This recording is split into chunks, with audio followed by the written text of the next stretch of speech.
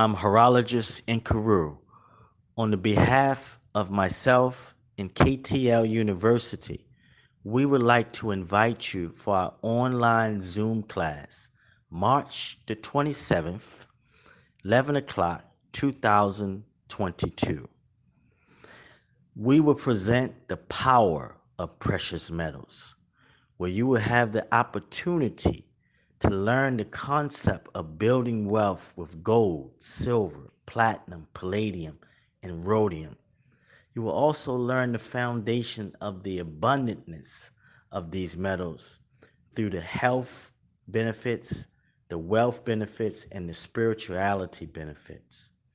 For every 20th person that signs up for this class, you receive this beautiful silver 925 sterling silver pendant that is featured on the front of the book, I Am Rich.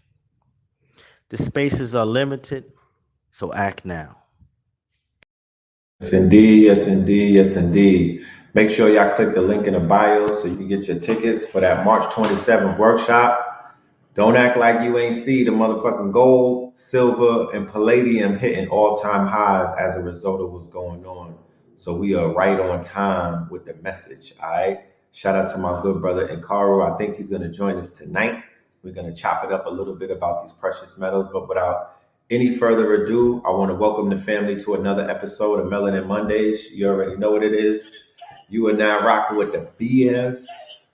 Yes, indeed. Yes, indeed. It's been a minute. It's been a minute since we had Melanin Mondays. You know, the YouTube was acting real funny with me, had me in on timeout and whatnot.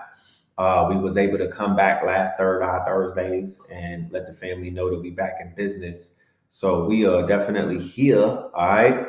But I also have to do this because you already know these people on these platforms are mad, shaky, and unpredictable. So anybody that wants to, you said turn my mic on? The mic is not on?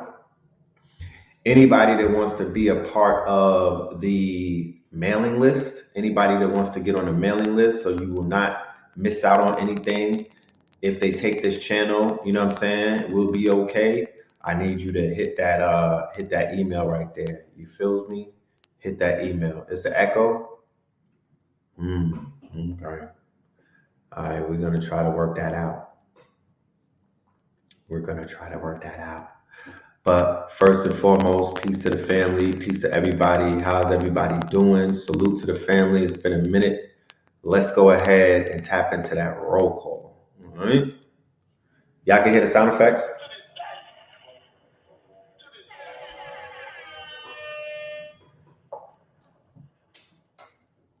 How we doing on that side? Let me adjust my boards. Is that better? Is that better?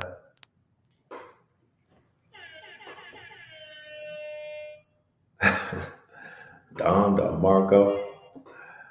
It's low. Okay. Let's turn it up then. Here we go. All right now.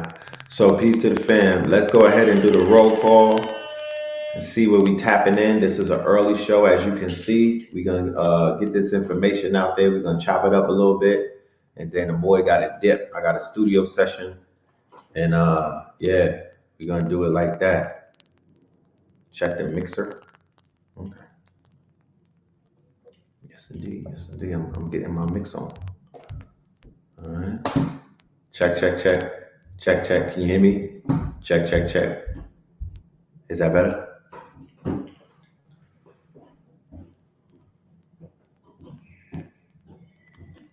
As soon as Joe Biden gave Bitcoin to the feds,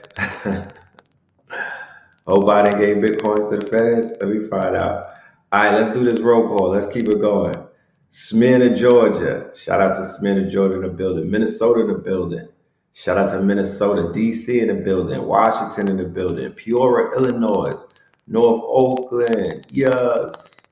North Oakland. Eastwick in the building. Yeah, I'm talking about Dominica in the building. PA in the building. Chicago in the building. Toronto in the building. Shout out to the Chi-Town. We're gonna get into a conversation about the documentary, Genius, the Kanye West documentary. I got to see part three earlier today, me and the wifey and whatnot. And I want to have a conversation about that. You know what I'm saying? I walked away from that with a few talking points and whatnot. So we're gonna dig into that before the night is out. Spartansburg, all right? That's where when you ride in a China bus from Atlanta to New York, niggas pull over to Spartanburg. That's the first spot that we get to smoke right at a gas station. Delaware in the building, Eastside Watts, Utah in the building, Dominican Republic in the building. Shout out to DR, Copenhagen, Spartanburg, Phoenix. Shout out to Blue Pill out there in AZ in the Golden Coast. Cali in the building. Chino, California. H-Town in the building. AZ in the building. You know what I'm talking about? Miami in the building. Where I've been on Clubhouse. I've been in I've been in Discord. Shout out to all of my Discord family out there. Salute to the Netaverse Discord. Salute to the Netaverse Clubhouse. You know, YouTube had me on timeout and whatnot. So I've been building up with the people on my networks and whatnot outside of this right here. But I'm back right now. I'm back as long as I'm, you know what I'm saying? We here. That's all I gotta say is we here. That's all I know. Gun Hill Road. Salute. All right. Salute to Gun Hill. I used to live over there. AZ, you gotta talk to Ukraine. We talked about that last week. We talked about that. How much more you want me to talk about the Ukraine? We gave them some energy and whatnot. We talked about the Ukraine last week. You know what I'm saying? I want to talk about the damn gas prices. How about that? Yeah, niggas is getting washed at Texaco and whatnot. Yeah, how about that part? Yeah, you want to talk about that? Electronic cars in the future, you know? Nah, don't be sorry about it. Like I said, tap into the Third Eye Thursdays. It is in the archives. I'm sure a lot of people didn't even know that we went live on Thursday because YouTube don't send notifications, and you haven't seen me in a while. But I'm back. I'm here.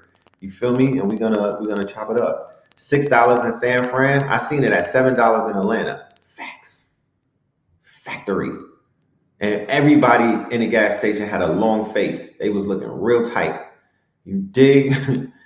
So, you know, I don't know how far those prices are going to go up, but it's looking real ugly in the streets. That, my friends, is inflation for your ass. You dig what I'm saying? Because as the gas prices go up, everything is finna go up. So, you know, we might be looking at a new normal. Keep in mind that we are slowly embarking upon the 2-year anniversary, from March 11th. March 11th goes down in history. March 11th, 2020 goes down in history as what they had termed zero date, the beginning of the zero, it was the zero date and the beginning of the new world or the beginning of the great reset. What was March 11th, 2020? March 11th, 2020 was when they shut down the world. That was the beginning of the quote unquote shutdown. And as a result of the shutdown is basically, you know, seen as the beginning of the new normal. Right? The beginning of a new normal. When people say that they want to go back to normal, there is no more normal. The normal that you knew will never be again. And I'm not being fear mongering or facetious and whatnot, but there is no more. You feel me? There is no more of what you may deem as the normal. The new normal is this new world that we live in. The new normal is what's being created in front of our very own eyes right now. So yeah, we should be a little I had you buying up in cans of Goya, right? I know them shits came in handy though. How about that? I know they came in handy because they came in handy for me. You know?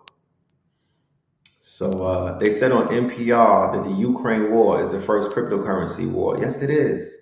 You feel me? Yes, it is. It's a lot of things going on with that conflict and whatnot, but what's standing out is how they are utilizing cryptocurrency as the medium and whatnot in that conflict. As you can see, the sanctions that were put down on Russia and the donations that the Ukraine have received and whatnot in cryptocurrencies in order for them to, the people, the refugees, and the people that are fighting on the front lines, I think they raised about $60 million in bitcoins or in cryptocurrencies in a matter of a few hours or something.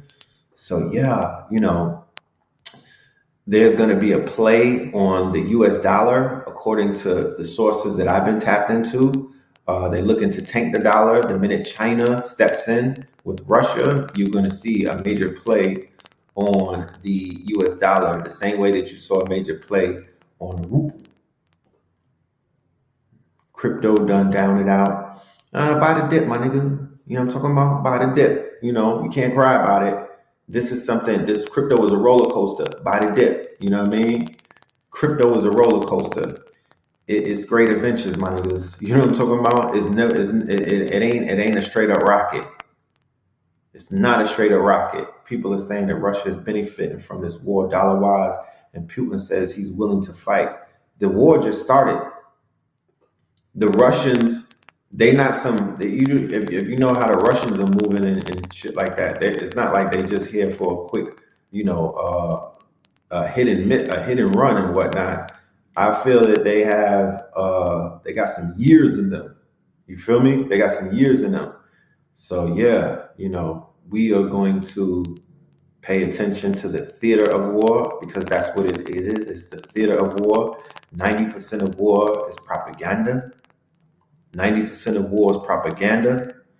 And you just have to pay attention to the propaganda. If you look at mainstream media and the news channels, they got people waking up inside of body bags and shit like that. Body bags is moving around. Niggas is online. They on the news with cardboard guns and whatnot. You don't know what the fuck is going on. You don't know what's going on. I know that they chased them Africans out of the Ukraine. They got them the fuck out of here. How about that?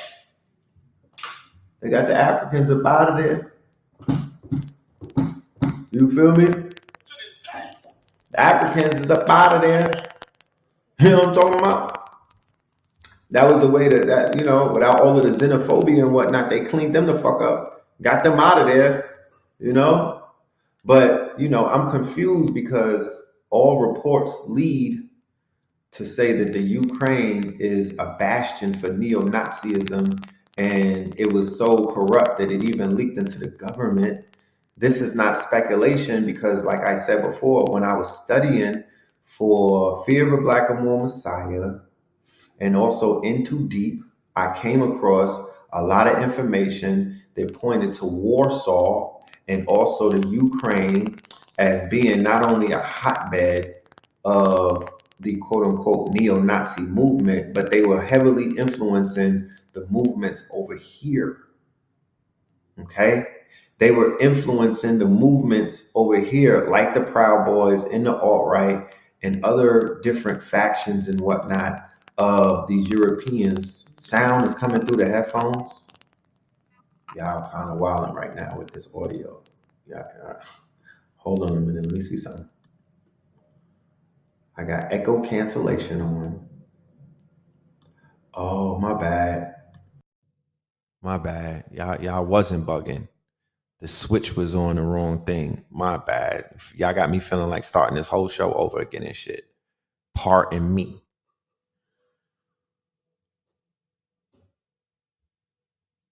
Is that okay? Did I fix anything with the sound? Because I just switched something. There we go. Okay. It's lit. It's lit. It's lit. Yeah, I gave myself the gas face. I gave myself the gas face. Here we go. I need a budget so I can get an audio nigga. we gotta hire somebody from the audio technical school and whatnot to work with us so we could get this shit right. But if the Ukraine is a bastion for white supremacy, right? I mean, I'm just speculating at the end of the day. Why is 50,000 Africans over there? You feel me? And my speculative mind will tell me that, you know, I've been around Africans before. I've peeped how Africans move. They could be in hostile environments. They can be in hostile environments and it doesn't affect them like that. I've seen them in very hostile environments towards Africans and they seem to function because they mind their business. You know what I mean? They're more about getting to the bag and whatnot. You know, they snatch up the menial jobs. You know, they do what they could do, you know, and they got sponsors too, you know. Shout out to Becky.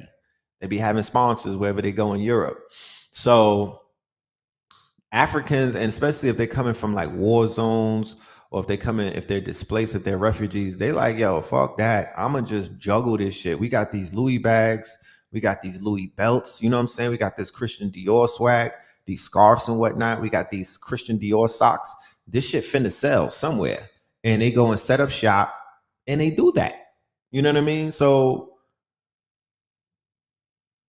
they're not affected by the environment like that. Some of them are Muslim, you know, they tap in with the Muslim community.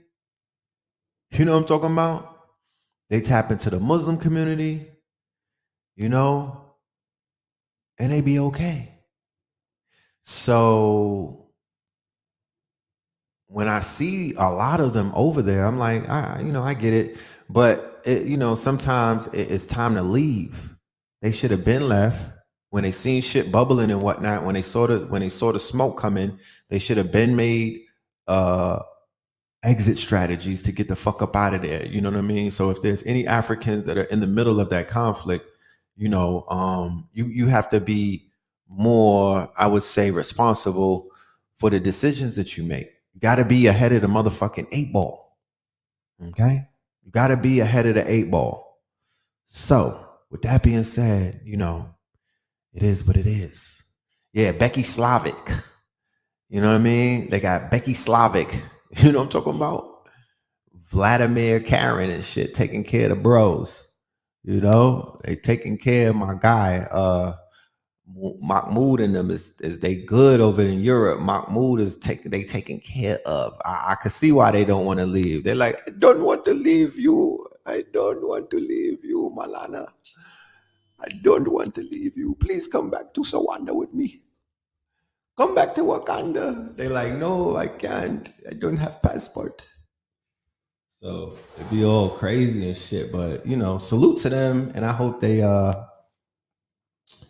I'm just playing. You know what I'm talking about? I'm just clowning. I'm just clowning. Yeah.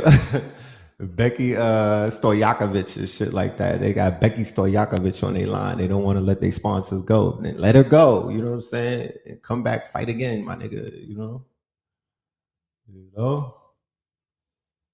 But before we even begin tonight, I want to bring in one of our I don't want to call this brother a sponsor, but me and his brother have a workshop coming up.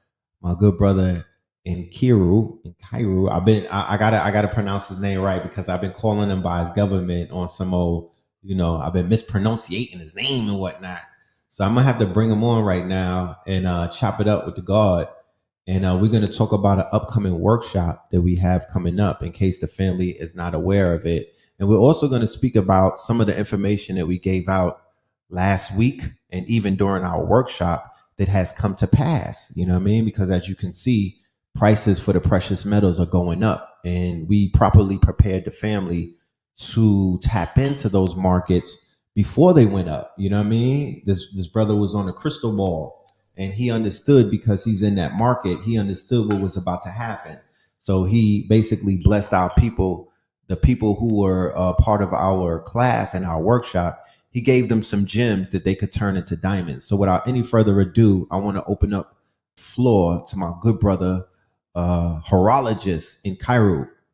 Peace to my brother. Peace, peace. I can't hear you. Gotta unmute your mic. Peace to you, brother. How you doing? Oh man, all is well. I'm doing better now. You in the building? You know what I'm talking about? Is Let the family know everything how to pronounce your name. in Kuru? In In Kuru, it Karu. means yes, it's Igbo, Nigerian. That's right. Shout out Yes, to my Ebos. You know what I the mean? best is yet to Shout out to my come. Ebos. Am I coming in clear this time? Is everything kosher? You're not as clear as me, but you good, my brother. Yeah, I'm not crystal, but okay, I'm getting closer. Yeah, you know your microphone don't sound janky like mine. You know what I mean? Yeah, Look, yeah. look what they said. You still got the glow. They said you glowing again. So you know you Okay. good. You All right. good. All right. Okay. Good. Appreciate that. Briefly, can you introduce yourself to the network, to the platform? There's a lot of new people in the audience. Okay. Name is Nkuru. I'm a horologist. Horologist means the science of studying time. I'm a watchmaker, to be short. Background is in gems. I'm a gemologist, precious metals. Been in the industry for over 27 years.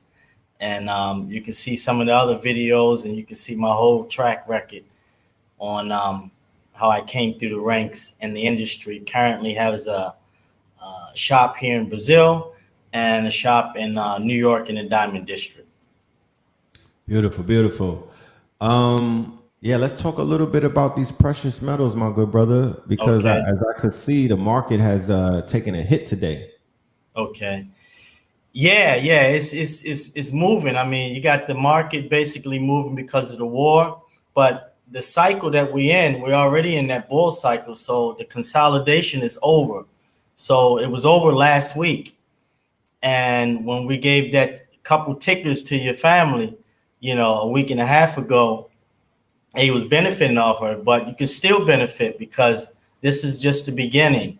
Palladium moved up to about 3,000. Gold peaked up to about 2,000. Silver has broke past a barrier. The barrier we was looking for at on the momentum chart was 24.45, Right. and it broke that, and then it went into 25. Now it peaked up to 26. It pulled back a little bit, so we over that breakout. So right here we're looking for the silver to move up to about 30. It's going to push up to about 30, and then it's going to pull back a little bit, and it's going to break through that 30. And we're looking for gold to move to past that 2021, and once Yes. it break that 21, it's going to shoot to 25. So, and that's just the beginning. It's a lot of room in these precious metals due to the war, due to the all the printing of the trillions, 20, 22 trillion dollars. So all of these different things is in factor. But I wanted to talk about the value. Yes. Yes, because a lot of people look at the price point. Go ahead, brother. I just wanted to add on. Yes, I saw an article today that said I think it was either palladium or platinum hit yes, an all time high. yeah, yeah. Palladium hit an all-time high, so it went up to 3,000, and so palladium and platinum trades off. So in the industrial car industry, for example, about 8 years back, palladium was about $600 an ounce. So the car industry started buying up palladium, and platinum was peaked up in 2021, like at 2,000, 2,300. So the car industry started buying up palladium, buying up palladium, buying up palladium. And now that pushed the price up because they in the seat of using palladium quite a bit. It takes them time to tool up. So now what you're going to start to see palladium going to start keep moving and maybe pull back. But now you're going to see platinum. Platinum has peaked its head over $1,150. Okay. And on the momentum chart, we was looking at 1,100, and it dropped and it went over. So now you're going to start to see the rise. So the play should be platinum and physical, silver, and gold and physical. And then for the speculators, online speculators of stocks, AG47, AG, First Majestic, MTA, a royalty stock is the MTA, and Google EB Tucker, and you can get some more information about those different things if you want to speculate. Okay. Yes, sir. Somebody said that seems out of reach for a lot of people. That's somebody in the audience said. I don't know exactly what that means, but Yes. So, in the class, and you can, when you sign up for the class, you can get the book as well. Silver is about $25 an ounce. So that's within reach. So that's the system that we talk about in the book of buying silver weekly. yes, Because when you compile the silver, right now the ratio is 79 ounces of silver to 1 ounce of gold. And when that ratio starts to break down to 50, by you right, holding a lot of silver, you can take that physical silver and trade out for the gold. So when they right. start coming down to 50, you'll be sitting on 100, 200 ounces. Boom. Now you got yourself 3-4 ounces of gold and your portfolio is balanced. So that's the way that you can get into the game. I just got gifted this yesterday. There you go. Yeah, I got gifted. I'm gonna give this to my son.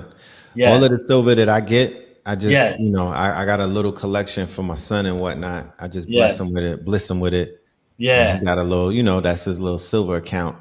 That's But right. Get him hooked. Get him huh? hooked early. Yeah, get him hooked early. Oh man, I'm trying to tell you, bro. He's gonna have precious metals, precious stones, Yes. crypto. I'm gonna make Yes. sure he good. You feel me? Yes. So somebody said buy it weekly with a question mark. They may be unfamiliar with that strategy. And another Yeah. question was any word on iridium? Iridium.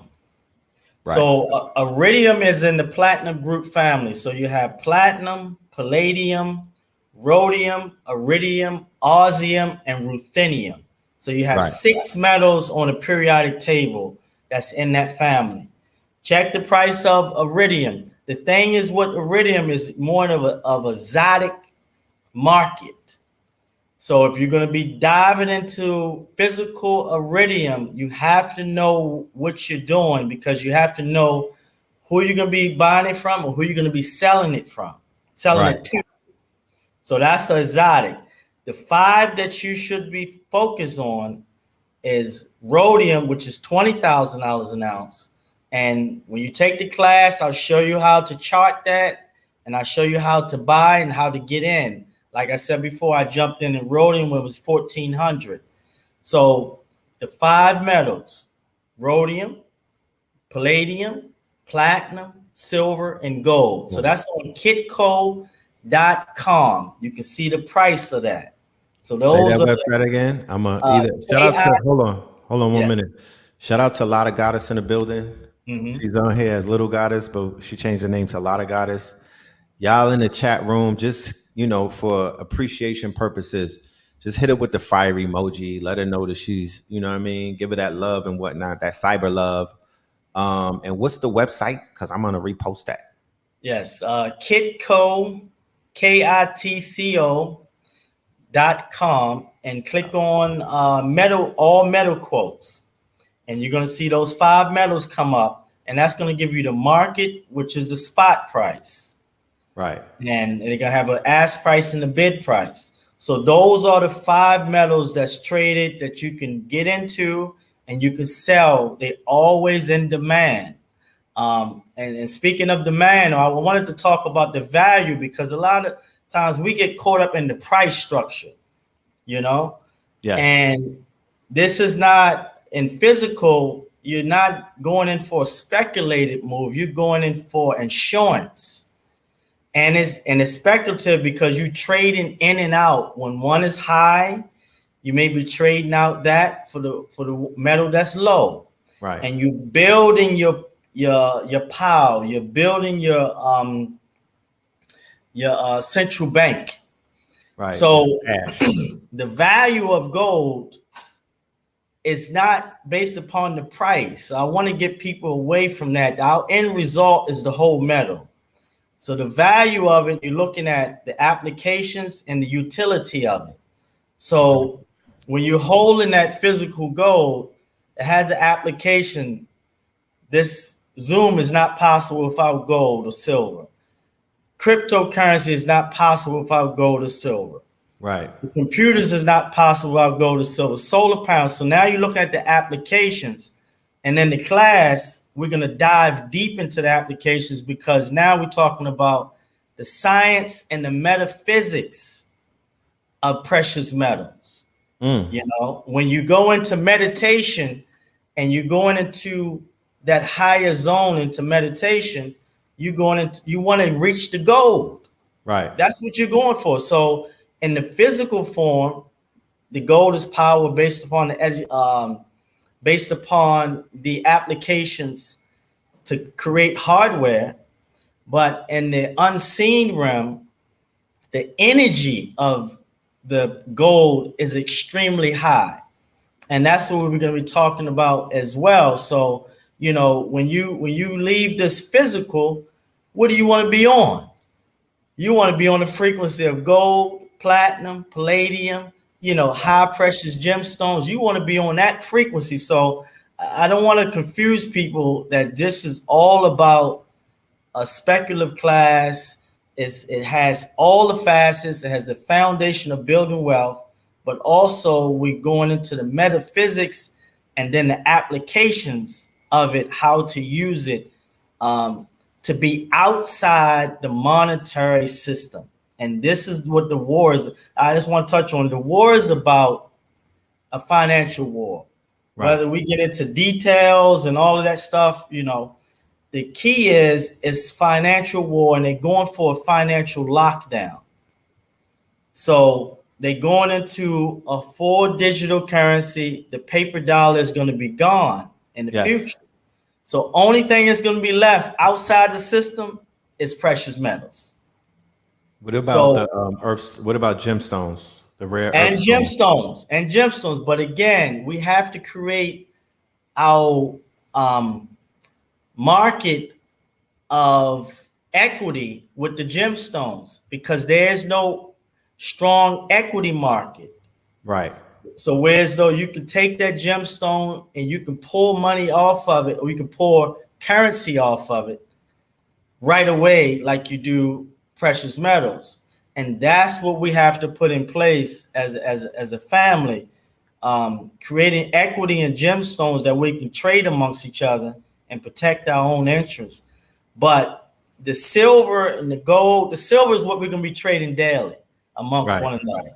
The gold is what we're going to be using when we want to make big moves. The gold is like Bitcoin. And the gold is portable real estate. Right. Portable real estate. You talking. Hold on, before I forget. What about the copper, man? I'm over here, copper down. I didn't hear copper mentioned all night. I'm feeling kind of, you know what I'm saying, left out. No, the copper is a high frequency. Is part of what they're going to be using to electrify this whole cars, these everything. But it's a conductor, and they use it highly right now, and the price is going up. It's a big copper play that's going to go on. If you want to speculate for the copper, the thing is of holding copper, the price point is only about $5-6 a pound. So you have to have a whole room full of it, you know, to actually be able to trade in and out. You know, with gold, you're able to put a kilo in your pocket. Right now, a kilo is going to cost you about 60,000 or 62,000, and as soon it's going to be 100,000. So you can put that. You know, that's what I did when I came to Brazil. So you boom, and you're gone. You know, so the value. Sign up for the class. This is important time that we in. Do not sleep on this because there's no precious metal classes rolling through our community. Right. You can log on to those I ain't other seen them. boys, yes, those other boys and other ladies and the girls, they all over it. Right. They all over it, Right. and I gave you some of the names, and they going hard. They got Wall Street Silver. It's got 180,000 followers. All they do is stack silver, gold, and precious metals outside the system. Right. Google them.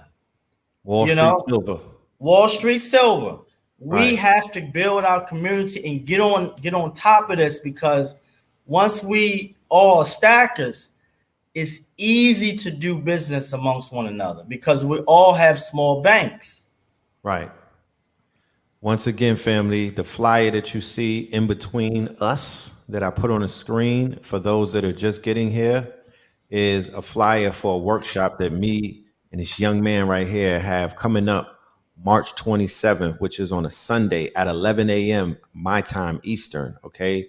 Keep in mind that this good brother's in Brazil, so we have a time difference. But getting that information early in the morning, that works for me. You feel me? You Yeah, have your whole day in front of you. So the yeah, power of precious metals, learn how to build your wealth and business on the foundation of precious metals, which is gold, silver, platinum, palladium, and rhodium. All right. You could get tickets at www.artcurrency.org/class. Or if you go on KTL University, we will there have you tickets go. on sale there as well. Do not feel compelled to make a choice. Go to either or site. It doesn't matter. And That's if you right. cannot make it at 11 a.m., you may be praising the Holy Lord Jesus. Don't worry about it. This will be recorded and it will be available for you in perpetuity, meaning forever. It will be logged on the site, KTL University. So yeah, it will be recorded and it will be available. You want to let them know about the giveaway though? Yes, yes, yes. I got it's on the video. Did you run the video or I think I did. Yeah, I ran a okay? video in the beginning. I ran the video. Okay, so we got the let me turn it around so you can see it. So we got the sterling silver pendant that's on the cover of the book, and it's on the cover of the Beautiful. class, but in silver. And Yes, this that's is beautiful. the Maka tribe. You know, Like the uh, maca ro- root. yeah, the Maka tribe from Mali, going Okay, into his manhood from the boy stage. So it's a transformation. So dope. this is valued at about 260 on our website. So every 20th person that sign up for the class will receive one of these silver pendants. All right. Dope. Now that's So fire. You feel me? you know, Um, yeah, family. Go get your pendant. You know what I'm talking about?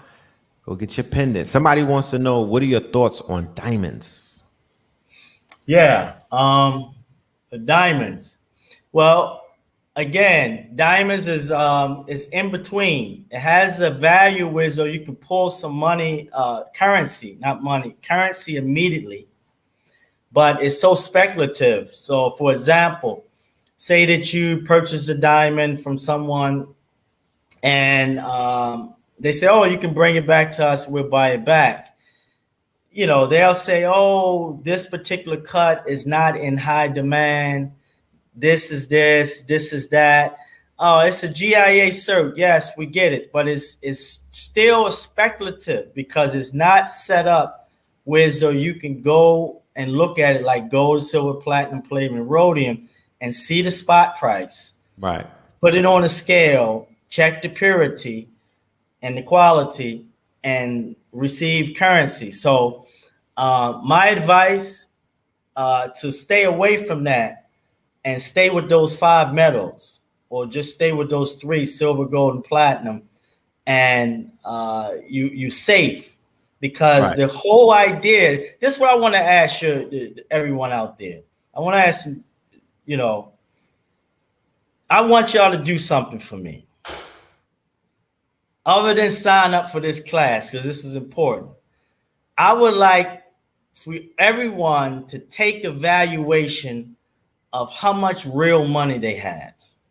And what I mean by that, take your jewelry, this 24 karat gold chain, take your jewelry, all your gold, separate it. Take all your silver, separate it. Go buy yourself a little gram scale if you have one. Put it on a scale, weigh it, categorize it. 14 karat gold, 18 karat gold, and write down the weight. Take your silver, write down the weight of it. That is what you have in real money. If you have platinum or whatever, I would like to everyone to evaluate their own personal bank. Okay? And when we talk again, let's talk about that. Let's talk about how many, you know how to give a value price, how many grams you holding, what you holding, what your bank is holding. And then we're going to set a goal of where you want to go. Right. So you mean to tell me that the fiat is not money? They can't stack, they can't count that? They can't have the money? No, that's not money. That's not money. That's currency. That's monopoly. So let's be real. Like, that's monopoly money. Somebody can go and print that. Right. And then, so digital money and currencies and digital currency is all fiat. Right. It's all inside the monetary system. What we're talking about is being outside the monetary system. Assets. The physical. Yes. And making our own rules, how to play and move amongst one another, and how to play inside the monetary system with these metals, because this is what the central banks is doing. This is what Russia is doing. Somebody even asks, go ahead, what precious metals do Russians cherish? Something tells me we will need to know their customs. Gold. Vladimir Putin is big on gold. What are you talking about? That's all he be holding is gold kilos. Yeah, his whole the whole Kremlin is dripped in gold. Yeah, that's gold. It's gold. So look at what they've been stacking. China and Russia is in bed together. China has more gold than anyone on earth. Anyone. Okay? Fact. Other than what's in Africa and what's in America in the ground and what's in Brazil in the ground. Outside, above the ground, China is holding and Russia is holding. Right. If I show you the charts, what we're going to talk about in the class of how much gold they've been buying behind the scenes. This is what they're not talking about. They're going to talk about everything else, but they steady buying gold. So when all this came down, China already have a deal with Russia for transferring money. Right. So they good. They're going to hurt a little bit. People be acting like Russia's taking a hit financially. I'm like, fam, y'all don't listen to drill music. Y'all don't know how people be riding on ops. Like, y'all listen to all of that drill music, but y'all don't know how Russia and China is playing America as the monkey in the middle. You don't see drama. The provocation. You don't see how they're playing chess on them. Yeah. Somebody said that they've never been into jewelry, but have a lot of land handed down from the ancestors. Should they invest in jewelry? They should invest in, definitely take our class. They should invest in precious metals. You can't, this, let me show you what I do. I'll just give you an example of what I do. When fiat money come in, I disperse it. I'll pay my bills or whatever I need to pay, and I'll pay it up 2-3 months up so I can have room to think. Right. And then I'm constantly buying precious metals every week. So the only fiat that I'm holding is enough for, if a deal come, I can jump on it. If a pullback come, I can jump and do something. Right. Other than that, I got 90% in precious metals. That's my land. That's everything. And then the way you protect your family, the same what you've been doing, Brother Ray, you passing silver to your son. And that's how you protect your family. You give silver, gold as gifts constantly. That's what I do. Yes. Every year, my mom, my sister. So if they have a problem in the future, Mom, what about that gold bracelet I gave you? Right. Mom, Oh, what about on that that? gold chain, that gold ring I gave you? Oh, I forgot all about that. Right. And then bam, you good. She Right. good.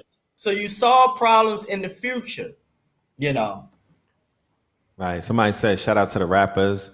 They knew what they Yeah. were doing the whole time with the gold ropes. And Absolutely. Absolutely. It's in our DNA. yeah, we can melt those gold grills. Like, you know what? Melt that. I'm gonna get some veneers anyway.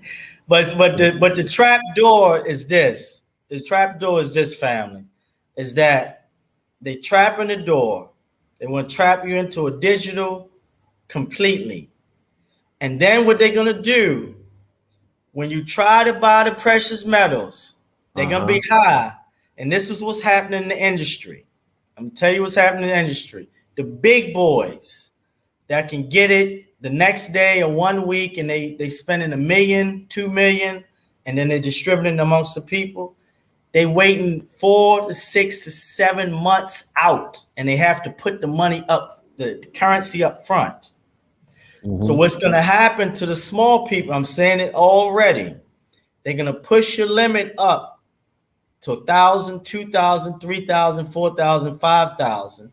And then Right. they're going to have you to tell you got to wait 45 days, 2 months, 3 months out, and you might not never get it. Damn. So they're going to shut the door on distributing precious metals to the public. Right. Very That's soon, what's you're coming. saying. Yeah, you Very won't be able to soon. get it. Yeah. Somebody wants to know, do you own it by contract or physical? Physical. Yeah, physical, sir. Physical. Physical. Yeah, no contracts. Hold it. You hold Yeah, it. yeah, holding. Mine You is hold it. holding. Holding companies. We holding this shit, You're holding. You a trust. You would Get trust. get out get Right. out of the fear factor of holding something precious. Where do you hold yourself?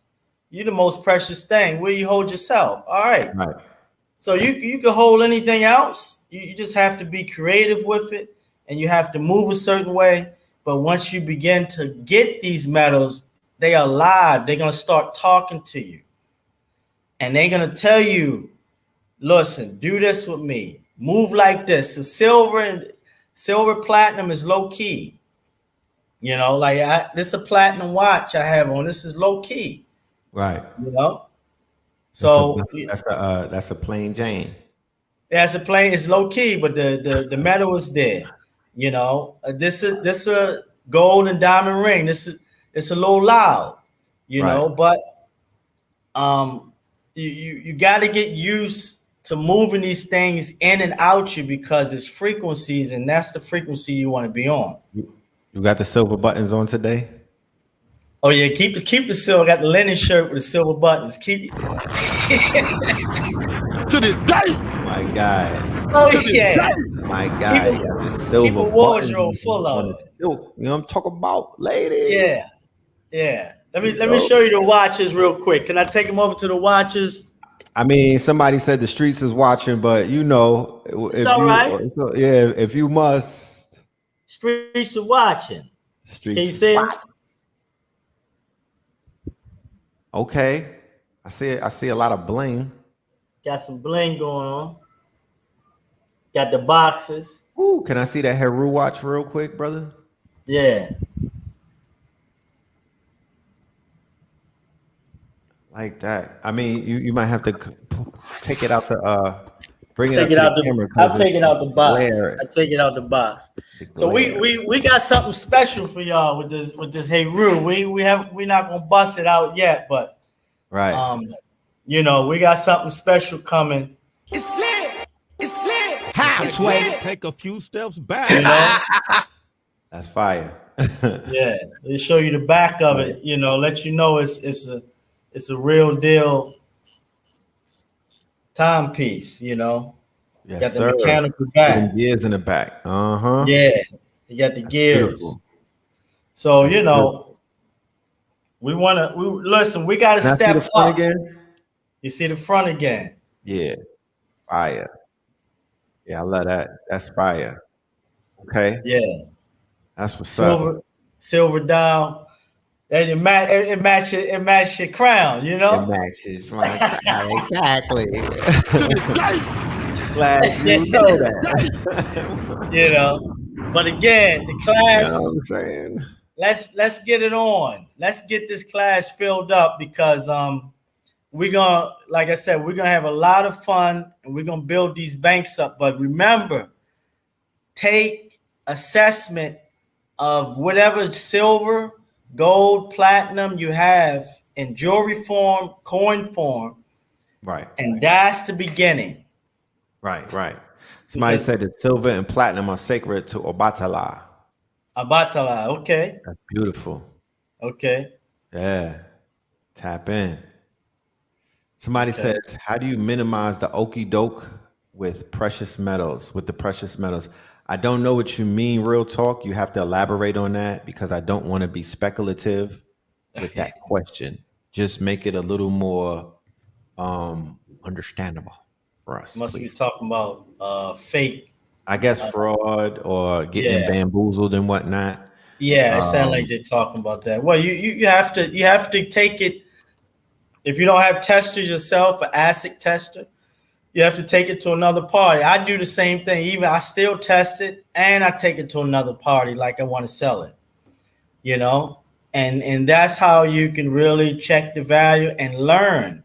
You know, you have to get involved in this part of learning the business, and that's how you learn. You know, take it to three, four, five different places.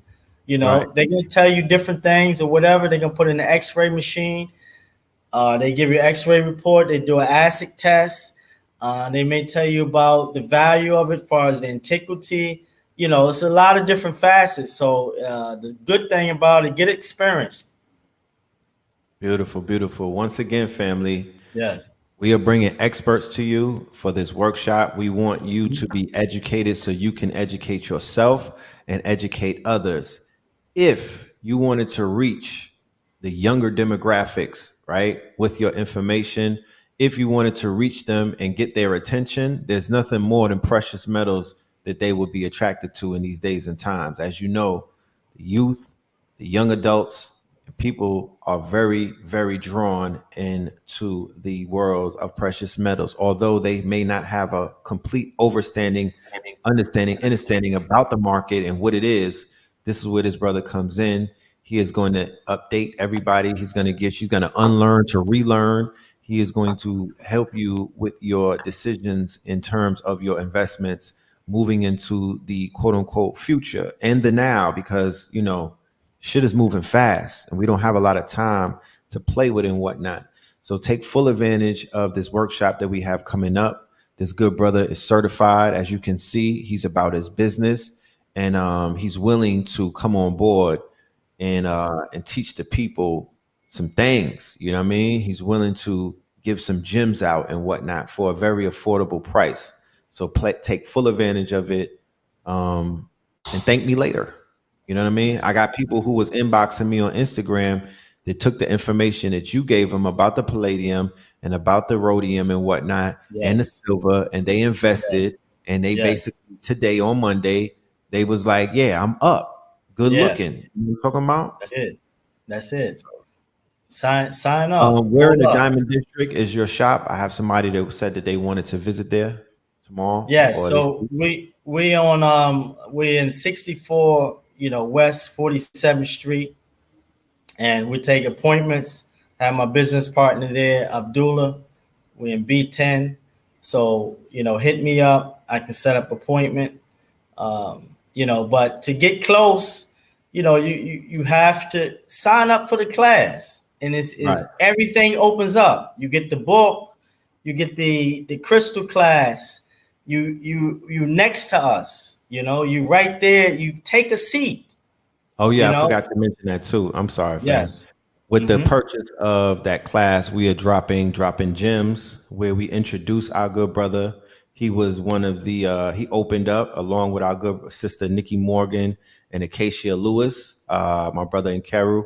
He opened up, and you'll get that for free That's a few hours. That's a 3-hour workshop that we just did in February the 26th. So we include that as well. Yes. So yeah, take full advantage. Take full Yes. advantage. Let's get down. You know. Any other questions? That should be about it. You know, that should be Okay. about it. I appreciate All right. what you bring to the table. I appreciate your Yes. wisdom. You know, I Yes. appreciate your demonstration, and Yes. I know that there are others that are out there that definitely appreciate it as well. Feel Yes. me? Yes. Someone asked, do you take a PayPal on your KTL University link? I believe so. Okay. I told them to click on it. I sent it out to a few of my clients, so they're gonna be signing up. Right, right, And, right. Yeah, I know yeah. a lot of people that are outside the U.S. they utilize Yes. PayPal, Canada, and Yeah. Africa, and things of that nature. Yeah, we got that. Yeah. So okay. All right. Appreciate it. Appreciate it. Indeed. Any other questions, family? Go ahead. I would say, nah, just leave the family, leave the Okay. audience some information on how to Yeah. contact you if anybody wants to get Mm-hmm. any of your timepieces or any of your Sure. product. Sure. You can the timepieces are at nkarugroup.com. NKIRU group.com for the timepieces, and the IG is iamrich.nyc. You can find me Okay. there. And but we this is listen, this is a pregnant woman. You know, we're in a cycle of the precious metals, and this is a beautiful time. And You from Baltimore? Say be beautiful more again, my brother. beautiful. As that B more came out. Yes, sir. Say beautiful again. Say Yeah, beautiful again, beautiful. please. Hold on, hold on. Let the bomb go away. Say it again. Beautiful. Yes, it. Beautiful. Yeah. Look, I still got the B more accent in Brazil. To the Yeah, Bay.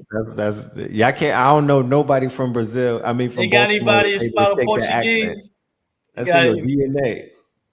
Yeah. Anybody who ain't follow Portuguese? I get on this and spit some Portuguese next time. I think there's somebody here earlier asked if you speak Portuguese. They wanted to know that. Yes, yeah, I follow Portuguese. That's what's Yeah, up. yeah. That's So what's up.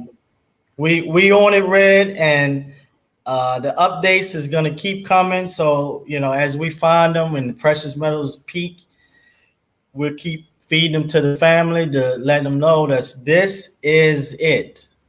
This is Okay, this look, perfect storm. Yes. somebody is conversating. Is this Portuguese? I can't. I'm not in the chat. I It can't says see it. EU follow umbrella poco. I'm not sure. Yeah, eu falo pouco português. Yeah, What yeah. is they saying? What does that mean? That's he's saying. I'm sorry. He's saying that he speak a little Portuguese. Poquito. Um Yeah, that part. pouquinho. L is I. Eu falo Okay. português. Fala, amigo. Fala depois. Eu falo Instagram. Mensagem no Instagram. Eu falo você. Tá Yeah, because bom? when I go to Bahia, I'm gonna Yeah. need some Portuguese lessons because Is Portuguese. Yeah. yeah, I don't need no translator. I'm trying, so you know what I'm saying? I need to talk that talk. You know what I'm saying? Yo, speak. YouTube is a good My teacher. speech in Bahia. Yes, indeed. That's what. Nah, but once again, it's been fun. I will have you back on Okay. platform Okay, brother. before our workshop. You know, the Yes. family is definitely they're engaged. You know, Yes. I understand that precious metals as a niche is very new to the family. You know, Yes. because even getting people to understand the power of crystal currency, right, as Yes. a stream of income, and just for collector purposes, you know, to put around a Yes. house, to Mm-hmm. carry. You know, I got my little opal with me. I carry my Ethiopian opals in my pocket. This is from the movie Uncut Gems, Mm-hmm. Adam Sandler and whatnot. Let me see if Mm-hmm. it zones in on it. right? Colors. Yeah, beautiful. Yeah, it's very iridescent. You know, I love carrying. I got a pocket full of stones. I'm wearing stones. You know, Mm-hmm. stones and precious stones. They've done a lot for me, gemstones and whatnot. Yes. You know, Yes. I don't even know a life without them. Yes. Yeah, I So, love them as oh, well. just to get people to understand the importance of that. So I'm willing to do a little bit of heavy lifting when it comes time to, get the people onto the precious metals. Everybody is not going to get it. It's those that get it. Like it's going to be just like Profit Prolific. The ticker AG, he said he's up 200%. Thanks. Yeah, sock it to my pocket, brother. There There goes the you cash. go. Yeah, you know what I'm talking about? This nation There is a you donor. go. They, So, that's an automatic show sign up love. for the class right there. Yeah, pull up Get to the two class. classes, You're gonna two get of them. more. But that ticker AG is what we Yes, dropped that last week, right? yes, We dropped yes, the AG ticker last week. So those who yes, hopped on it, they had the patience and the trust in the information because you got to trust what you're hearing and whatnot in order to move on it. But when you yes, apply the information, then it turns from something that feels good into something that looks good. It's a yes. difference between feel good and look good. You know what I'm talking about? Because you can look at your Mhm. bank account and that shit look good, and then you feel good, rather than hearing some stuff and you're like, oh, it feels good, but you don't do anything about it. And then when you see it takes off, you feel bad because you didn't act on it. It takes away that feeling. So there's a process to this information, and a lot of people, because this channel is we a little bit different than the majority of these YouTube channels, because they're not Mhm. giving out applicable information like that. They're talking about things that are going on in the news. They're highlighting problems. There's a little bit of gossip going on. There's some debating taking place.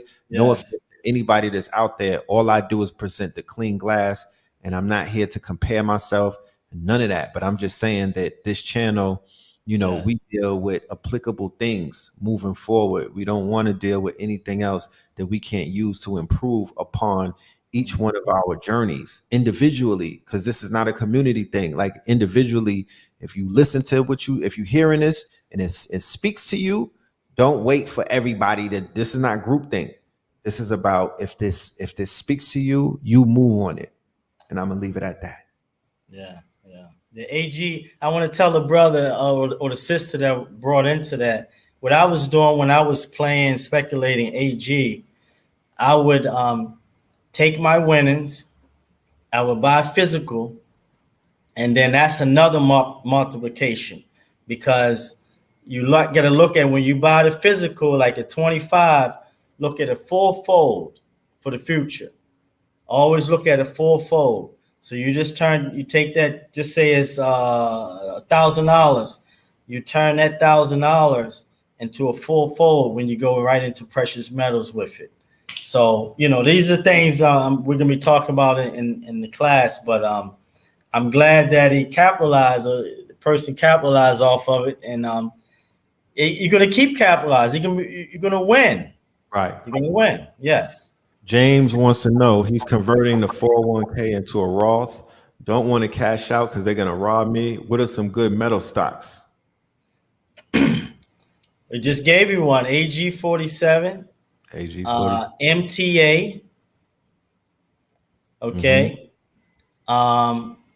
And cash out half of that and go into physical. It doesn't matter if you're going to get hit with a penalty. This is the trap door. This is a lot of things. I consult people with, balances of hundreds of thousands up to millions of dollars. Yes. And they consult with me.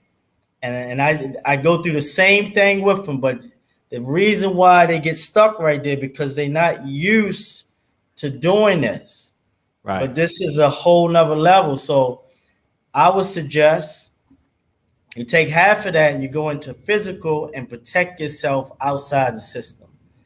And you speculate with the rest. Shay said, I got a couple of G's to invest. Where should I put it? The dice game. To this day. To this day. Right, listen. You should bet against my dukes. That I'm gonna beat the deuce. You should bet on my hand because I bet you I'll beat the deuce. Get 2 tickets to the event, to the class. Yeah, for you and a friend. You and a friend, and I guarantee you,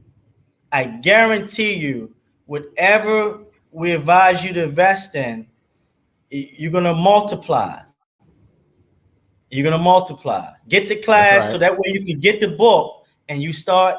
And you got sources in the book where you start buying silver right now. And we gave you the 2 stock plays if you want to be risky.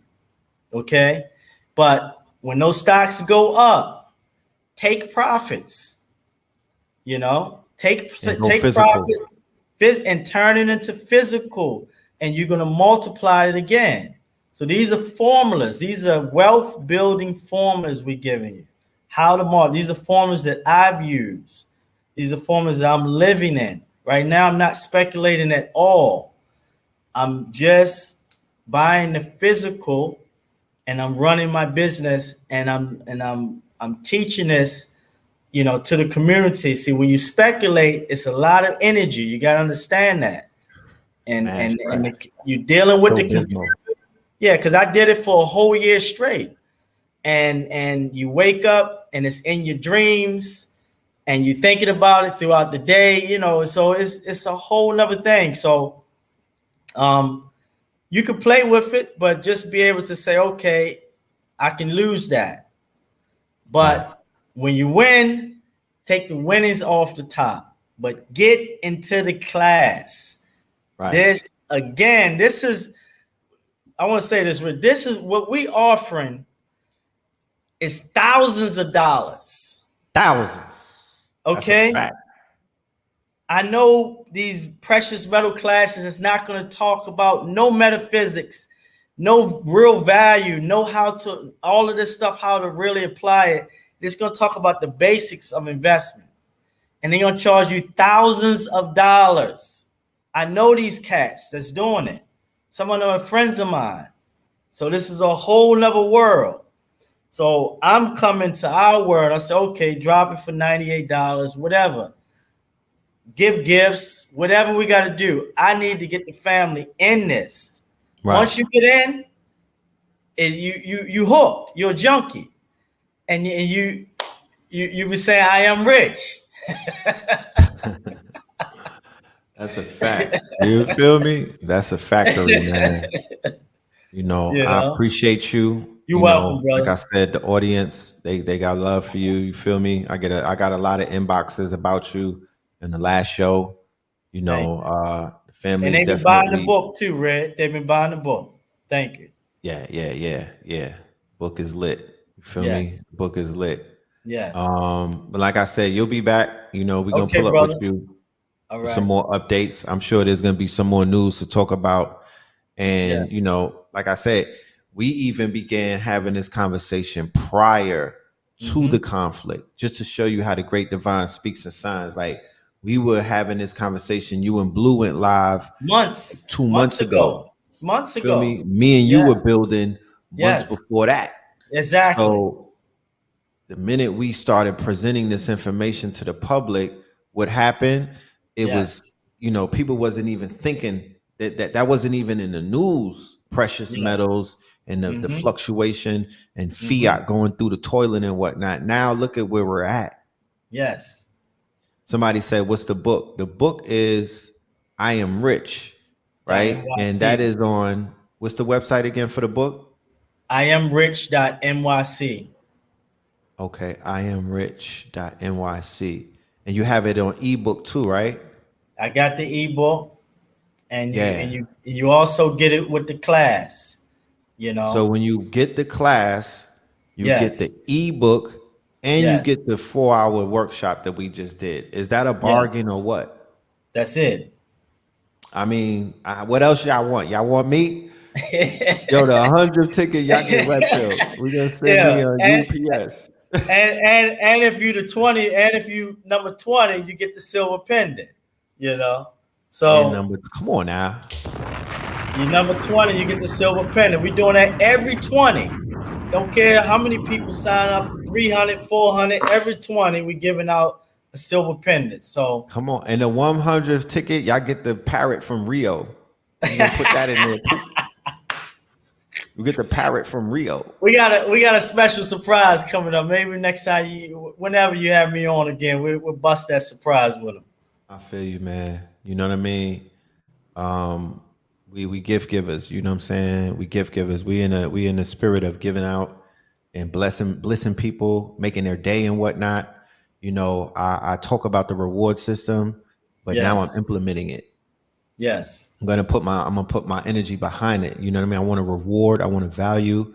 Yes. And you know, there's also a penalty system. When people get out of line, you gotta step on them. But that's a whole nother topic. You know what I mean? So I appreciate you, Marco. Huh? You're welcome, brother. I'm saying I just want to say this one thing. This is fresh, man. I like this because this is fresh, and I appreciate what you're doing. You took the time and said, okay, this is fresh, this is new, and you jumped out in front of it, and you trust me, it's gonna be 10, 20 fold. Definitely. Yes. Definitely. 10, 20 fold. Yes. This is a beautiful way to start the fiscal year. We still in the first quarter. You know what I mean? Like, this is a beautiful way to start the fiscal year, to move forward. So, you know, I'm just very excited for what the future holds, and what we'll be able to take, you know, the information and what it's going to do for the people to tap in. You know what I mean? Yeah. So if anything, because you don't know what is going to go on in the next few months, but being prepared, you know, I could sleep easy at night knowing that I assisted and aided and abetted brothers and sisters to get themselves prepared. Get prepared. Shout out to Goldwater. Matter of fact, what's up, Blue? Yeah, shout out to Goldwater. You know what I'm talking about? Indeed. They want to know why your skin is glistening. That's that gold water. You know what that's I'm talking that about? Gold water. That's that gold. I'm trying to look. Exfoliate with the gold water. I'm trying to tell you this is what it looks like. And it keeps this is 7 years in of running this frequency, running this formula. And this is what it looks like, you know, to listening to the ancestors. And 2019, they said, get out of there. And I said, okay, you know, so this is, and you're able to move like that when you have the precious metals, because, you know, your load is light, but it's strong.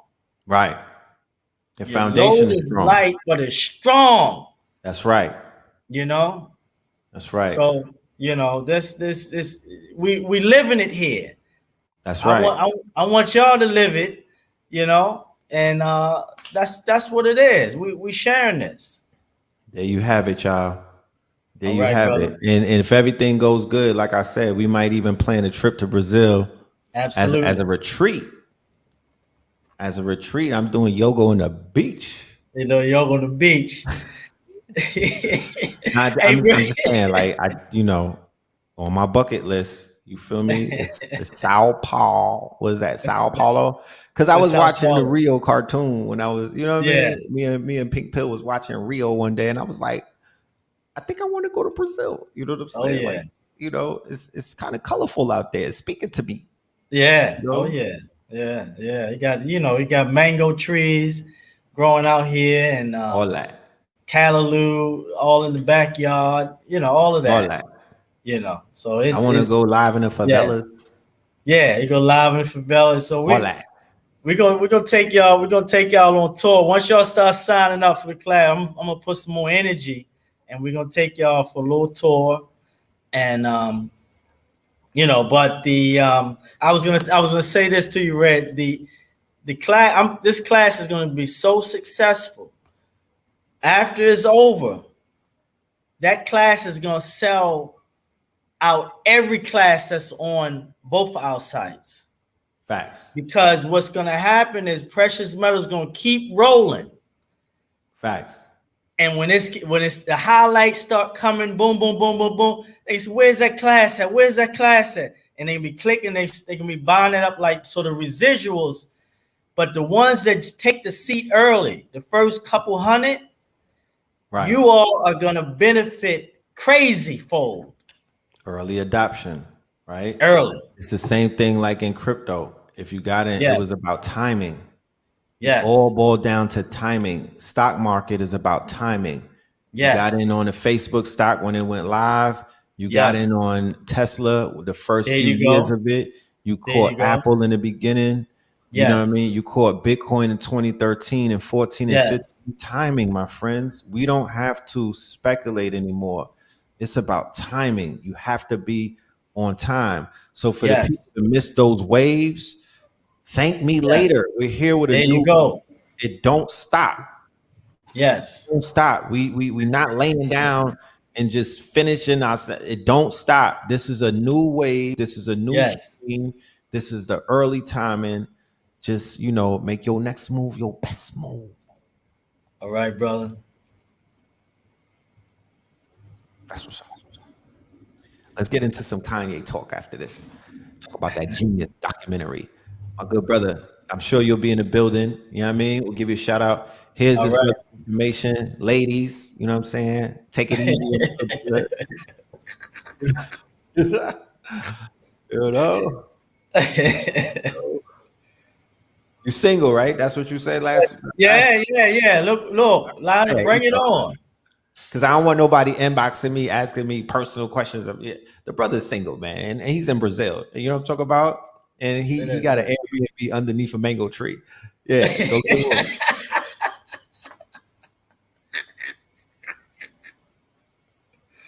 So it's time. Somebody said they've been making and selling jewelry for 8 years. It's time for me to elevate. You in the right class. I want to. You in That's the what I'm right saying. class. I would love to see precious stones wrapped in palladium. Wrapped in platinum. You know what I'm saying? I want to level it up. It's that time. Jewelry makers. Nobody is stopping us from wrapping our jewelry in gold and silver and things of that nature. You know what I mean? Yes. Like this thing. Listen to this. The click. Yeah. That frequency. The sound of silver. Huh? Look, this is the right class. Huh? I was telling the young lady that's making jewelry, this is the perfect class. I have helped out so many people in New York and different areas that got into the jewelry business, that was in the jewelry business, that was spinning circles, and I helped them go to the next level. I got many testimonies, Beautiful. for people in the jewelry industry, many testimonies. So, that's beautiful, man. Because coming out of New York myself, shout out to Studio Patar. Rising power to brother Hey. Rising power, yes, indeed, brother. Yes. Shout out to our good brother at Studio Patar, the elder, the super legend. You know what I'm saying? But there's not a lot of jewelry makers in New York that look like us. There's not an industry of that. There you go. There's not an industry, and sometimes I feel like we've been shut out and whatnot. Yes. Especially when I see the monopoly on a diamond district and them people who run that thing. Sure. So I do give thanks for you opening up that side door for us to even be educated and updated, to some of this information that they're basically hiding. I know that they're hiding it. They're keeping it from us, and they have us looking this way while they're out over here benefiting and profiting off of these quote unquote enormous returns that they having. Yes, I have it. I have the top formula, and the Jews, the Russians, the Indians. I'm entangled with all of them, and I know how to deal with them. I know them inside out, and I got formulas that they're not even using. Advanced formulas. So. That's what made me come up and be so powerful in the game, And so, I'm an educator in the game. This is not no first class. We've been educating for a minute. So, this is the perfect lesson. This is history. Think about how many classes of precious metals came on any of these channels that's in this community. There's none. Dope. None. Yeah, I don't know of any. I'm eager. I'm excited. I look forward to it. I give thanks once again, my good brother, and we will see you soon. All right. Peace All out. right. Yes. Good And for the chat. family, Thank one you. more again, this is the site that you can go on to, and you will see Yes. right on the top of the page, or Let's get even it if you on. have to scroll down a little bit, you will see this flyer right Let's get here it. for the class. And Yes. go ahead and get your ticket. You'll get a free ebook, and you'll also get a free workshop that we just Yes. did. Take advantage that part. All right. Salute, brother. Salute. See you soon. Yes, sir. See you soon. Yes, indeed. So I want to have a conversation with the family about this documentary that I just saw on Netflix entitled Genius, right? That was a 3-part series that dived into the early humble beginnings of Kanye West. By a show of hands, all right, give me some emoji love. How many people have seen at least one part of the trilogy? Okay, I want to just gauge the audience to see who has tapped in and was in the audience who saw the Kanye West documentary entitled Genius. We're going to talk about that briefly. First and foremost, what I would say as I, speak about this documentary, what it left me with is that Kanye West is the embodiment of self-actualization. To this day. To this day. If you consider yourself a creative, if you consider yourself a creative, meaning that you create from your mind, you create from your heart, you are able to make something out of nothing. You are in industries that are either entertainment or fashion or any of these industries that you have to break through. This documentary right here is brain food. Outside of what you may feel about Kanye West, right? Because what we do sometimes is we interject our personal feelings and we miss the lesson. I do that sometimes. I'm guilty of that. So my human design, right? My human design, inside of my human design, which I received a reading on my human design recently. It said that I have judgment, right? I'm a judge. I judge things, right? And I'm cool with that. I made peace with myself for being judgmental because, everybody judges, okay? And you need a judge in this world. But I'm not here to judge.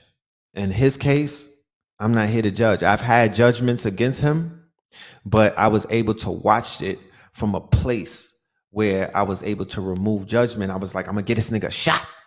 I want to see what he's made of. Okay. I want to see what makes him a genius.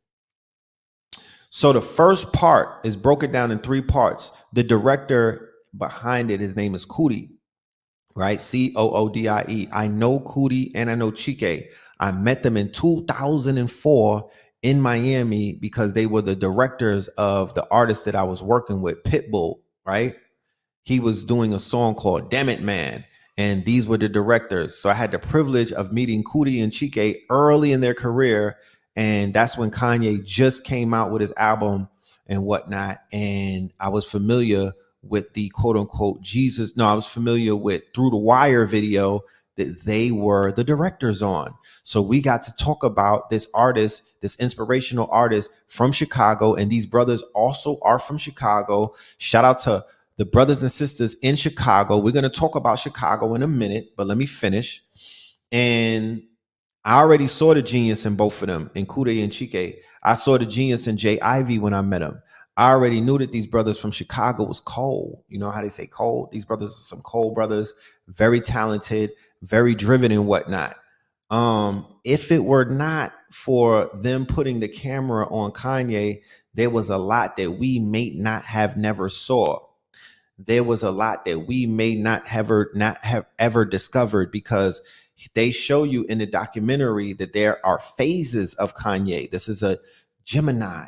There have been phases of Kanye. He was who he, the person that he was is no longer who he is. So if you are not able to see that person, if you were not able to meet that person through the lens of a camera, if you were not able to be a voyeur in his quote unquote in his journey and whatnot, then you'll only know the Kanye that may be presented to you through the media, through his outbreaks or his outburst, through his meltdowns, the type the iteration of Kanye, whatever iteration they may be.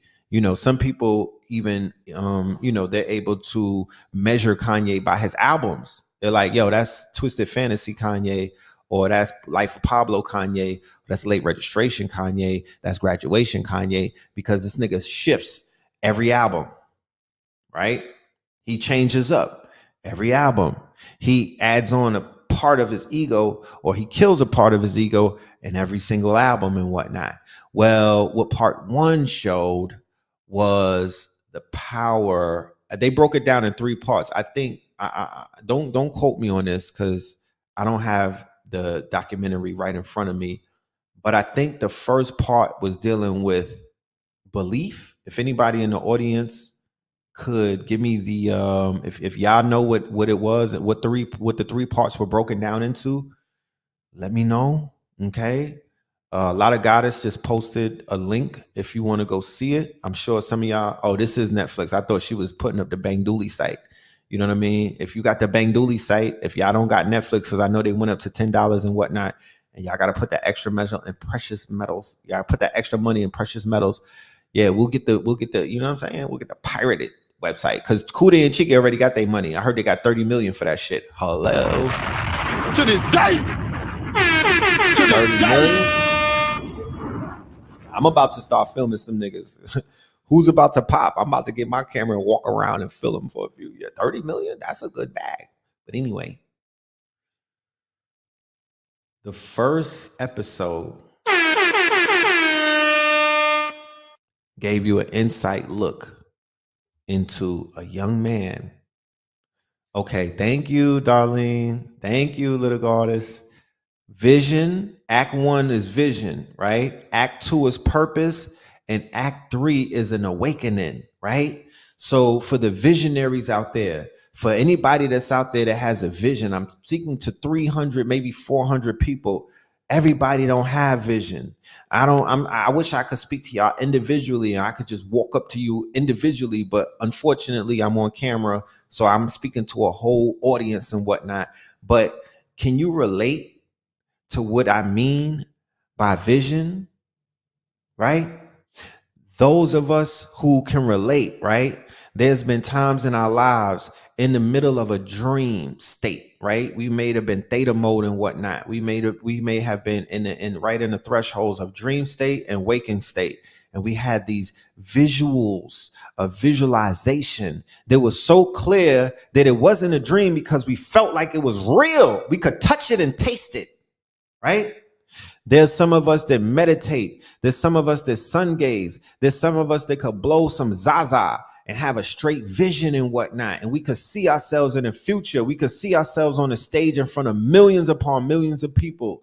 Some of us don't want that. Some of us are quote unquote introverted. So shit like that gets us kind of, we jump up in cold sweats and whatnot. We don't want to be on, we scared of heights. We don't want to be that high up in the sky. We don't want to be in front of all of those people. That shit terrifies us. Well, you may be just part of the team. Everybody is not for the stage. And that's what part 1 showed you as well. This man had a team around him. This man had a team around him. This man had a group of people. He had a group of creatives around him from his hometown. These niggas was moving like a force.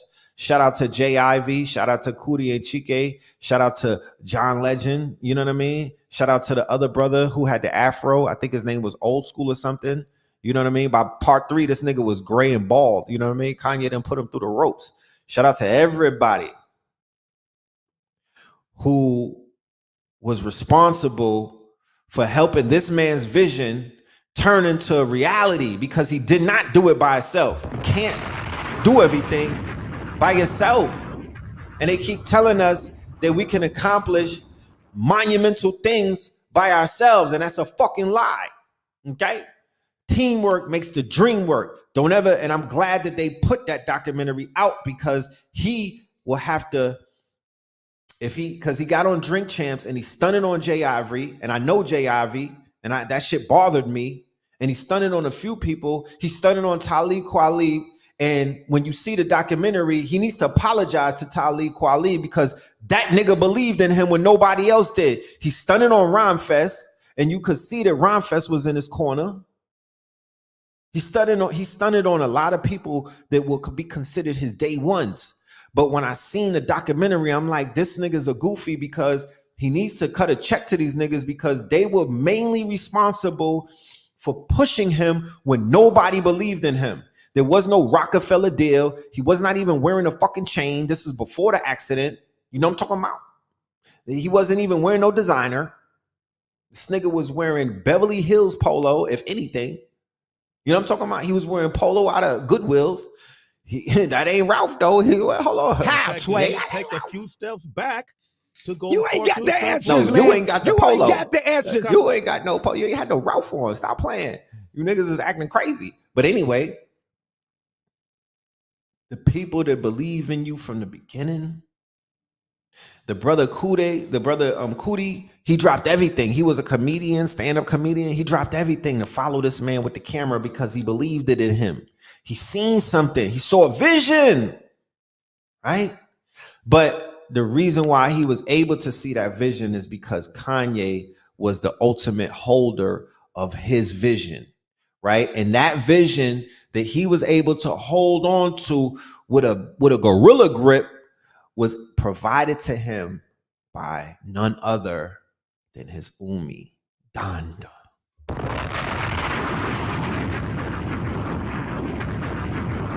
They don't start it out with Donda. They bring Donda in somewhat in the middle of it, right? And the minute they turn the camera on his mother, right? And there's people out there in this world that disrespect people's mamas and don't realize that could get you killed. You understand? Quick, fast, in front of your peoples. You know what I mean? You don't step that, when you cross that line, there's nothing else to talk about. It turns into something completely different. But anyway, Donda, when they put the camera on Donda, and when she starts talking, and when she starts talking to her son, and you just see, it's not even like she was saying a lot at first. There was just a connection. There was a happiness in her. And of course, it weighs heavy on your heart because you know that she's not here anymore. Versus that if she was alive, you would be like, okay, Don, all right, that, you know what I mean? But the fact that she's not here, that shit right there hit me like a ton of bricks. You know what I'm saying? It helped me. It helped my judgment of him. It helped the way that I see this man. It helped the way that I basically put him on the scales and whatnot. It gave him a pass in my mind because I was like,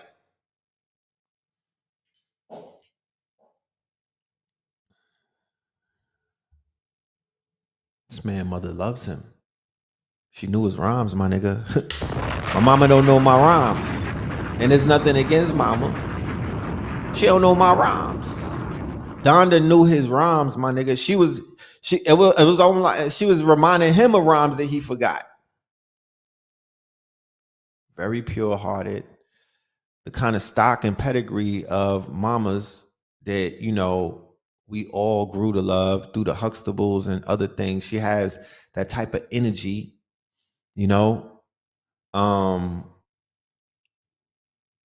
believed in her son, was giving him wisdom and jewels and whatnot, was his biggest cheerleader and became his business manager, right? An educator. She was an English teacher. She was educated. You feel me? She wasn't no poo butt. She was an educated black woman, middle class, Chicago. You feel me? So the first part is about people stunting on him.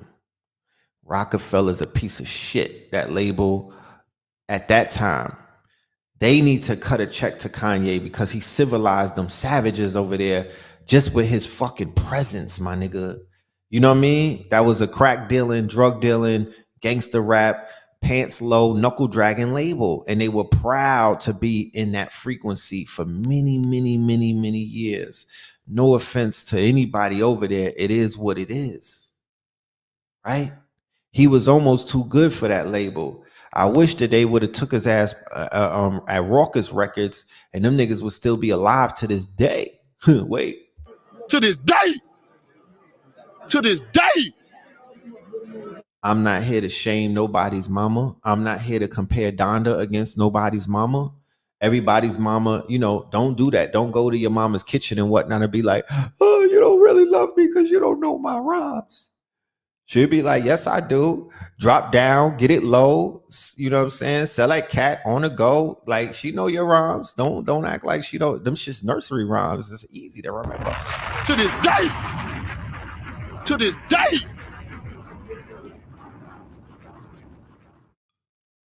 It is what it is. Like, that's how she gave it up. You know what I'm saying? That's how she was giving it up. Everybody's mother is not entitled to give it up like that. They just showed you, you know, because he's an exceptional human being outside and whatnot, the way that he moves, people couldn't understand why he moved the way he moved. Why do he believe in himself like that? Why do they call him arrogant and whatnot? Why do he have so much self-confidence? Where does that come from? They said he's a narcissist. They say he's full of himself, that he has delusions of grandeur and shit like that. But that's not what I saw in totality. What I saw was a man who believed in himself, and he self-actualized Kanye West from being a producer to being one of the best dressed rappers in the game. He spoke it into existence. He was able to basically go amongst people who did not believe in him. But when they tell you and us, when we walk in this world and whatnot, they say what? This whole thing is about self-mastery. This whole thing is about building up the motherfucking individual. This thing is about knowing yourself. This thing is about knowing who the fuck you are, no matter what anybody says. If you know who you are, how could anybody tell you how? How could anybody tell you different? You ain't got the answers. Niggas didn't raise me. You didn't breastfeed me. You know what I'm talking about? You ain't programmed me. You not my architect and you not my oracle. So how the fuck can you hold my value in your pocket? That's impossible. But ever so often, what do? We give everybody control over us. We give people the keys to our motherfucking souls and whatnot. We give them the keys to we give them the keys to the Bentley. We let them drive us around and whatnot. We let them determine our worth and our value. Who, why, what, when did they do that? Okay, when did they do that? That is the residual and the results of the crack play, gangster rap, niggatry, knuckle draggery, skullduggery, and all of the fuck shit that has taken place to diminish us as a people throughout the decades. This man is a shining example of self-actualization, being able to see your motherfucking self and push the envelope, even with a broken jaw, almost losing your life. He was like, yo, those 7 days, I was able to shift through the BS. This is part 2 now that I'm speaking of, because in part 2, they give you the quote unquote tragedy, right? They give you the tragedy of losing his mama and also the car crash that basically almost took his life, right? It almost took his life. He could have laid down after that. He could have folded it up and just went back to doing beats. He could have went and got a job at the Gap, my niggas. He could have just folded as a result of what took place. He was a little self-conscious about his jaw sticking out. He was like, I don't like how that looks. This is my good side. And, but they was like, nah, fuck that. You know what I'm saying? And he decided to go with it. He just kept pushing and pushing. Dame Dash and them closed the budget. They did not want to put him out. They did not believe in him. They signed him as a tax write-off.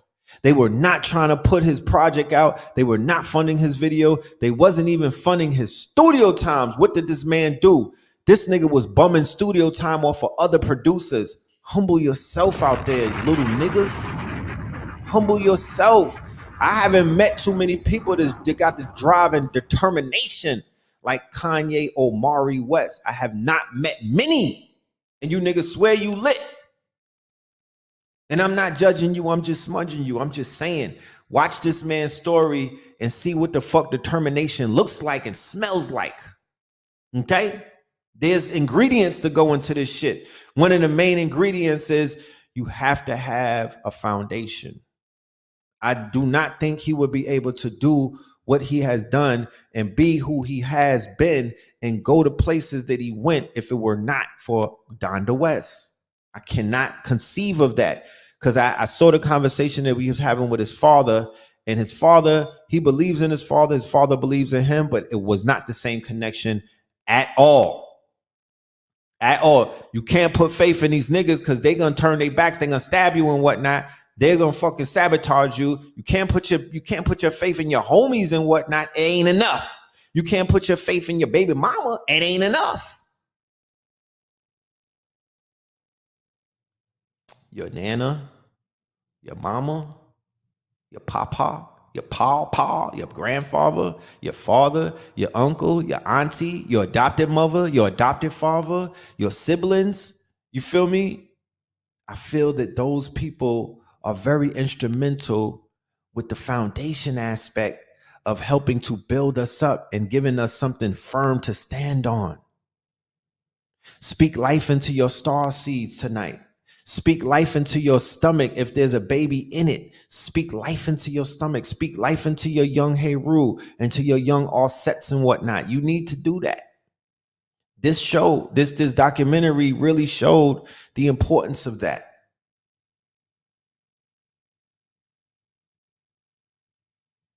She carried him 9 months. Of course, the bond cannot be compared.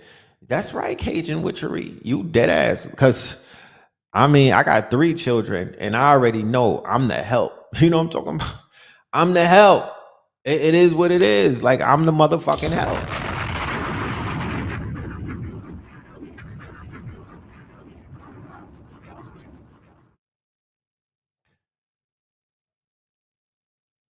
Dame Dash did not really believe in him, but he signed him. It was Jay-Z that didn't believe in him because Jay-Z, like people are saying in the chat room, Jay-Z sort of threatened Kanye. Okay? Jay-Z understood what the threat was. Dame Dash is not a rapper, so Dame Dash would be quicker to sign him than Jay-Z would bring that nigga on board because Jay-Z at that time, right? Think about it. This is post-Ether. This is after Nas ethered him and whatnot. This is after Nas ate his food. Jay-Z was putting himself back together because he was not whole the way that he was during the Blueprint era and whatnot. He was not the same person. You feel me? He had to pick up the pieces, my nigga, because he was shattered. He was shattered. He put it, that was a kink in his armor and whatnot. So here comes this backpack kid who's basically not gangster. He's not really a backpack rapper per se. He ain't out here with the most death bars and whatnot. He's mid. He's in the middle. This nigga's mid. That's how Jay-Z was looking at him. He's mid, right? And at the same time, they were signing Petey Crack, State Property. And then Cameron came a little later on with the Dipset. You know, they were signing all of the drug dealers. They signed Nori. They signed ODB when he came home. Remember Rockefeller before the ship sunk and whatnot? The shit was the Goodwill label. It was a gangster Goodwill label. You know what I'm talking about? It's where gangsters go to die. It was a gangster graveyard. It was a gangster rap graveyard. That's what Rockefeller was. You feel me? And Kanye basically, it's the dirty glass and the clean glass thing. It's the dirty glass and the clean glass. He don't gotta say nothing about nothing. He don't gotta say nothing about, oh, I'm better than these dudes or I'm different. He just gotta rap. He just gotta put his projects out, and those projects outshined anything that Rockefeller ever put out. To this day. To this day. Even the Jay-Z albums. Yeah, MOP was there. In terms of dexterity, in terms of depth and whatnot, in terms of the way that it crossed over into multiple genres, that was real fucking hip hop. I would say the only thing that I could look at from Hove that could compare to that is the Blueprint, and he produced 5 and 6 of those tracks. To this day. To this day. He's the lifeline to Jay-Z. You know what I'm talking about? He was the lifeline to that whole label, and they were utilizing, they were pillaging him, right? They were basically, you know, they signed him as a producer. They had Just Blaze and they had Kanye and whatnot. And as you see in the documentary, he was like, that's my arch nemesis, but that's also the person who inspires me. That's what Kanye said about Just Blaze and whatnot. And, you know, they were basically feeding off of each other and shit like that. But the big homie that he looked up to, that he compared himself to, that he was aiming to be in the room with, was Jay-Z. And that's not a bad thing, because you always need a mountain to climb. You know what I'm talking about? You always need a mountain to climb. So that mountain to him was his big brother, Hova, right? And it was that drive to prove himself. And there's nothing wrong with that. There's nothing wrong with that. I would have rather Jay-Z the Hummer stunt. He's a Brooklyn nigga. I already know how he will. Bed-Stuy Brooklyn nigga. You're gonna get stunning on. That's what we do. You know what I mean? You're gonna get stunning on. There's no easy passes. So yeah, Reasonable Doubt was Jay's best album. That's a fact. You know what I'm saying? That's a fact. Reasonable Doubt and Blueprint, I would say, would be his marquee albums, but you could compare Dark Twisted Fantasy, Graduation, Early Registration, and the other one. Them shits could stand up to a lot of them Jay-Z albums. That's a fact. Okay? That's a fact. So anyway,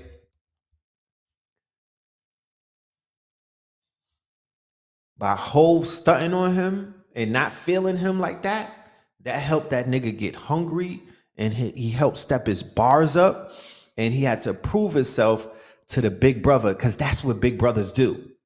Okay? My younger brother, KT, the arts degree, he used to come to us with his drawing and whatnot. Yo, look what I drew. Look what I drew. Because we, you know, me and Blue Pill, we older than him. So we initially were like some of the first artists in the family. And, you know, he would want to show us his artwork, you know what I mean? Like a little brother does. And, you know, we had to get on big brother mode and be like, it's mid, bro. That's okay. You know what I'm saying? And he had to go back to the drawing board. And I could see the frustration, but it is what it is. You know what I mean? That's how we get you better, you know? And then look what he came with. This is KT's artwork, right? This is a big improvement to what he initially was coming to us with, because we started out doing the comic books. Then he came to us like, yo, this is what I did. Look at my characters. This is all KT's artwork, right? KT the arts degree. This is his artwork. This is what he drew this. This is the early 90s. You feel me? This is the 90s he put this shit together. You feel me? But he wanted to prove that he had it, right? That's how big brothers, that's how that shit work with the big brothers. You know, we gonna push you. But this is my artwork. This shit is mid, but whatever. This is like 1990. You know what I'm saying? I'm catching bodies. You know what I mean? This was in the 90s. Hold on, let me see if I got the year on it. Yeah, I don't. But yeah, we started out doing the Black Calvin and Hobbes and shit. You know what I'm saying? So KT came right behind us and he was like, yo, I could draw too. I'm nice. But as big brothers, we just was like, yeah, that shit is mid. You know what I mean? But we knew it was nice, but we was just being brothers. That's what was going on with Jay-Z and Kanye in a sense. And he had to step it up, in which he did. Okay. But I want to speak on something quickly too before I go a little bit further. Chicago, A Tale of Two Cities. It's apparent by this documentary and seeing the talent that Chicago encompasses that there's two Chicagos.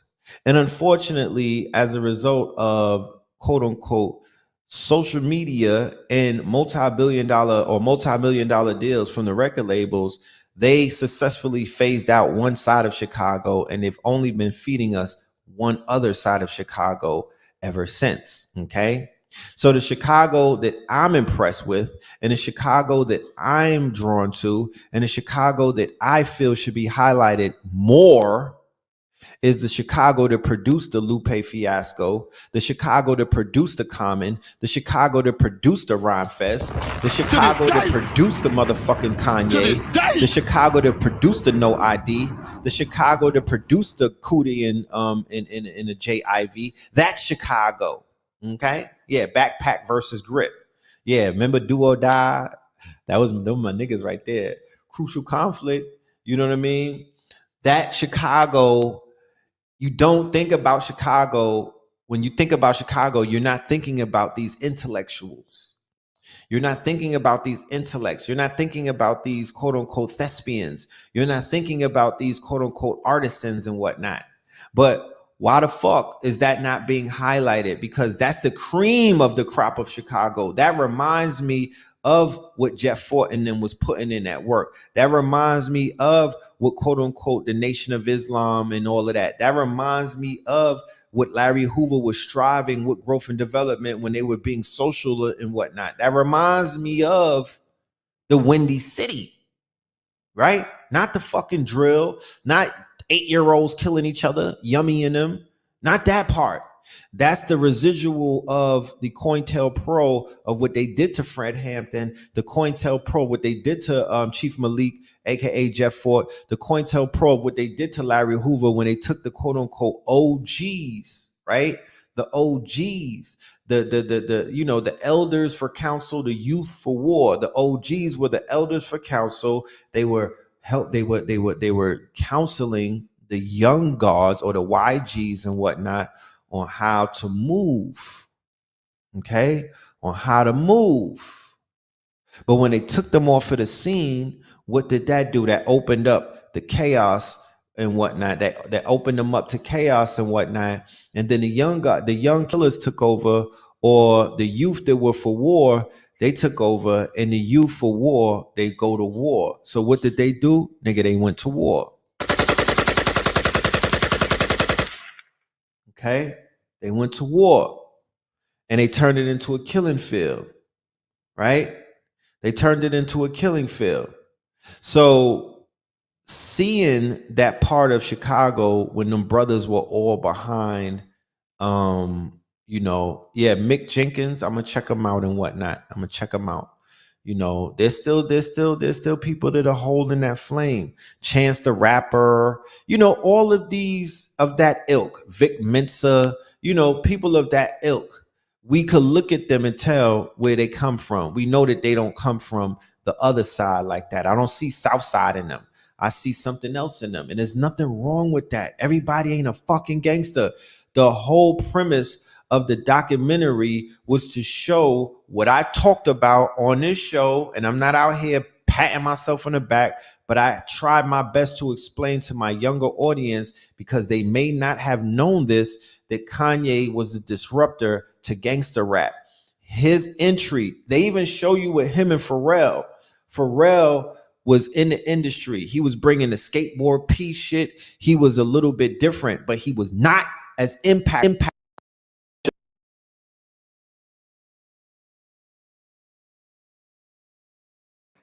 He was not as impactful on the culture as a Kanye West.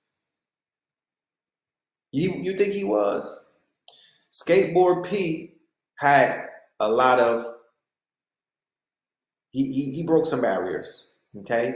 He broke some barriers. He brought in a trucker hat. He helped the uncool kids feel like that they were cool. He helped the blurs. He had a whole group called Nerd, right? So he helped to bring that into fashion. He opened the door.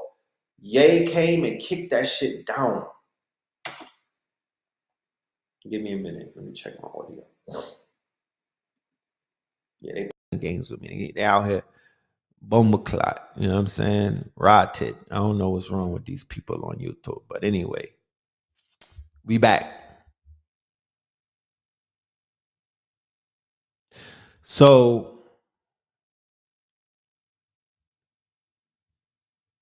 going back to what I was saying, in case I wasn't heard correctly, Skateboard P, right? They show you in a documentary when him and Kanye link up and he heard Kanye rhymes for the first time and that shit blew him away. He did give Kanye somewhat of the blueprint, but as you can see in the documentary, if you watch it, that nigga came in, he already had the blueprint. He already had the blueprint. He blew Pharrell's mind away with the bars and some other things and whatnot. Pharrell didn't know that he could rap like that.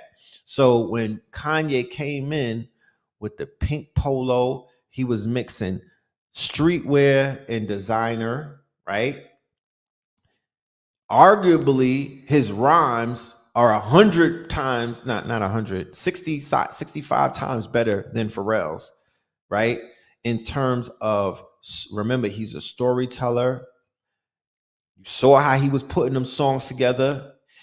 His sampling as a producer, his sampling, he brought in the sped up samples and whatnot. Pharrell was not on that. Let's talk about it. To this day. He had his own sound. To this day. The Neptune sound is undeniable. Nothing, I can't take nothing away from them good brothers and whatnot. But Kanye came in with his own sound, sped up samples, the soulful shit. It was a Chicago sound. It was a Chicago sound. Yes, he told him to keep that hunger. He did tell him that.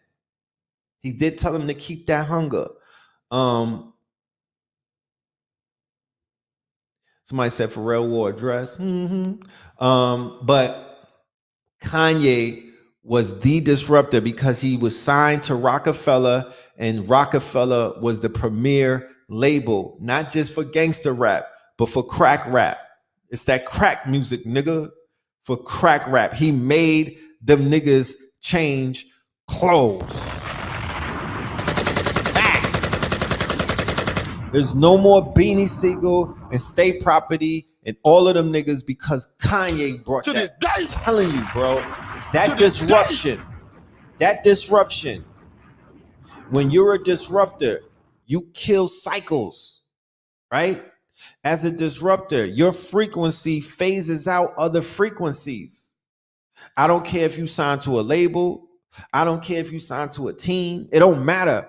A disruptor is a disruptor. He disrupted that whole fucking label, and he's the death of Rockefeller. To this day. And then to this day, when Jay-Z went and started Rock Nation, who did he bring with him? I'll wait. He brought Kanye and Rihanna with him. Superstars. And he rebranded them. He rebranded them as superstars. They're no longer artists. I'm taking two with me. He told Dame, you can have all of these bums. I'm taking the superstars with me, nigga. What you talking about? To this day. That's what happened. To this day. And they came out with a song, Run This City, nigga. And they've been running shit ever since. Why didn't good music last? Bad contracts. You see in the show, they show you in the documentary, this nigga was signing contracts with no lawyer around. Just a white chick, a Becky with blonde hair. He was gassed. He was signing the contract. I ain't see no lawyers. So he not good with the paperwork. He not good with, he told you that already. He not good with the paperwork. He signed his life away. This nigga was hungry. Yeah, run this town. We gonna run this town tonight. Yeah. That shit was lit. That was lit. That was a statement. Diamonds are forever and ever and ever. Diamonds are forever. Right? What was Diamonds Are Forever? That was his Dear fucking John letter to Dame Dash. Dang. Like, not going with you. I'm not going with you. I'm going with the big homie. And then what did they do? Watch the Throne. Come on now. To this day. To this day. Him and Riri, right? All three of them is billionaires right now, right? And Dame Dash is making country music. No judgment. I'm just putting the score up there. I'm just putting the score up there. You know what I'm talking about? Diamonds are forever and ever and ever. I'm just putting the score up there. All three of them. Shout out to Black Magic in the building. All three of them is Billy Goats. How did that happen, Sway? Right? And Dame Dash is doing country music. To this day. That part. To this day. That part, niggas. Becky'd out. So what had happened was he disrupted the whole, he disrupted the ethos of Rockefeller, right? They didn't sign anybody that sounded like him afterwards.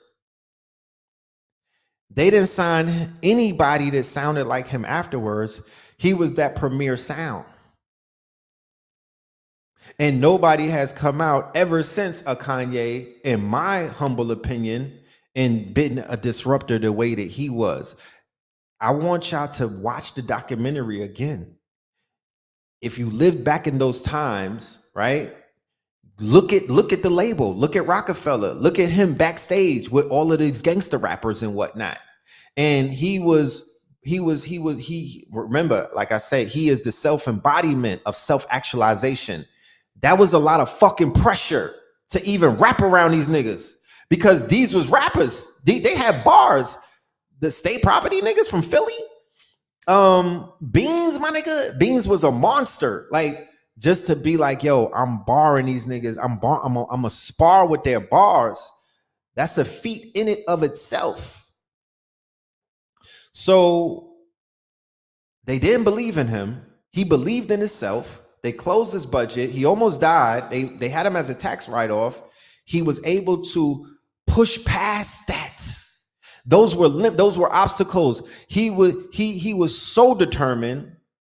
He was so sure of himself. He was such a self-actualizer. I need to do this nigga's human design chart to see who I'm sure I know what his design is. He was so sure of himself because of what his mama instilled in him that he was like, fuck that. I'm going to push past all of these obstacles and I am going to get what my mama told me that I deserve up in this bitch, my birthright. And that's to be a rapper. He was in 1990 with the little Gumby and whatnot. He was rapping. He didn't just do it because he wanted to follow niggas. That shit was in his heart. That shit was in his heart.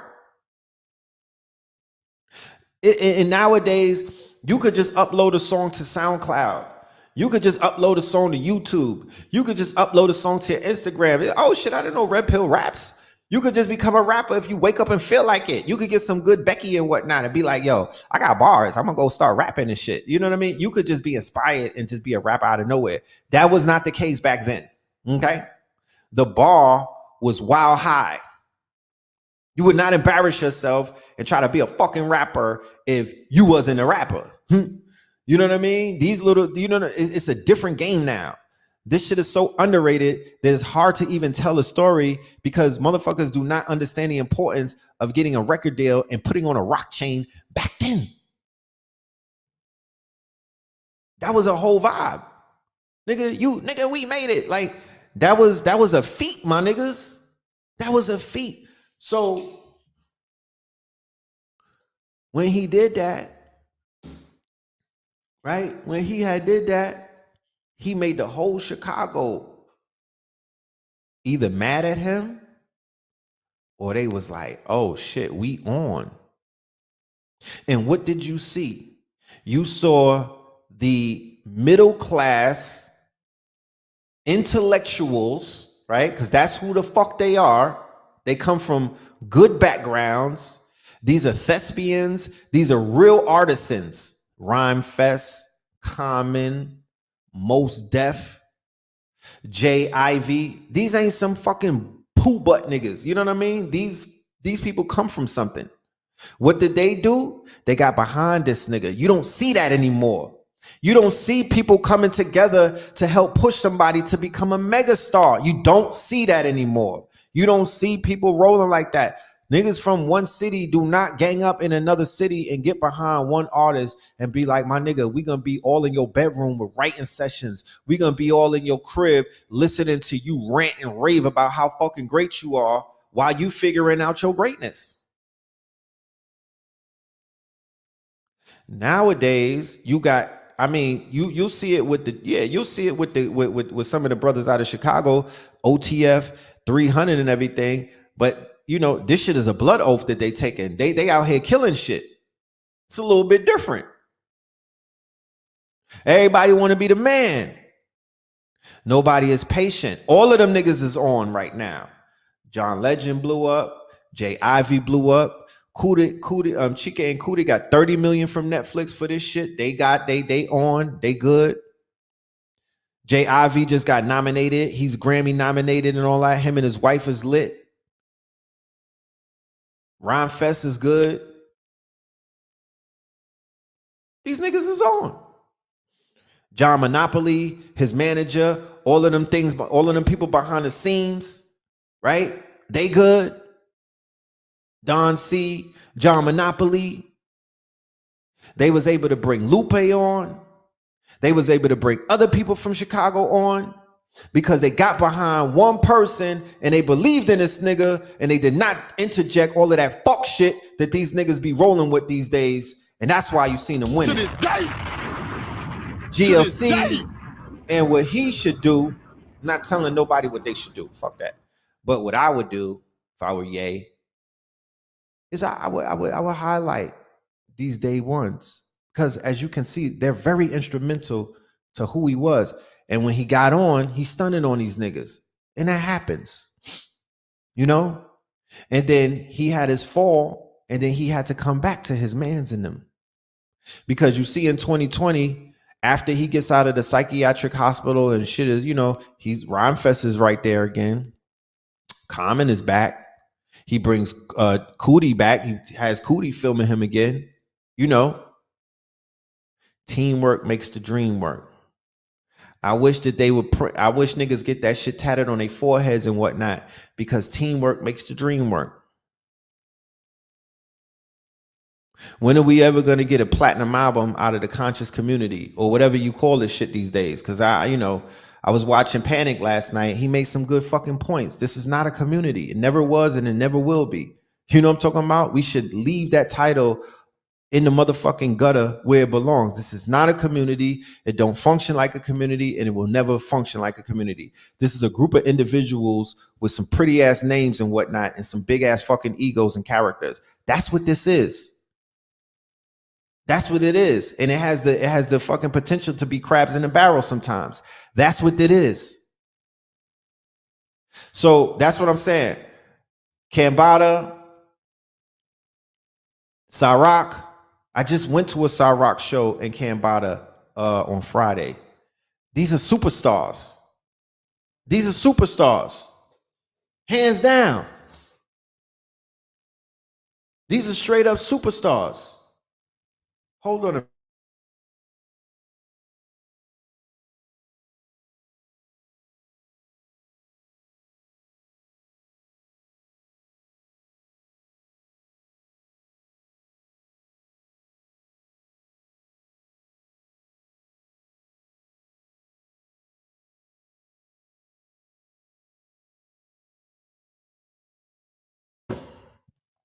These are superstars and they ready. Everybody's not ready. Everybody don't have that stage show. Everybody does not remember their lyrics. You know what I'm talking about? It's a lot of factors that go into superstardom.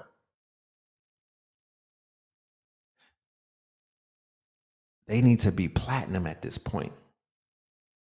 The shit that Griselda is out here doing, that shit's supposed to have been in this community a long time ago, or whatever you call this shit, this network, this group of niggas. You know what I mean? This homie, you know, this fucking whatever, this conglomerate, whatever you want to call it. It had Griselda potentials. But that's teamwork.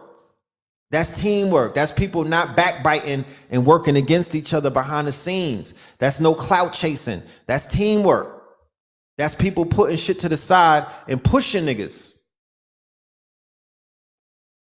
So when I'm watching Ye, I'm like, damn, you know,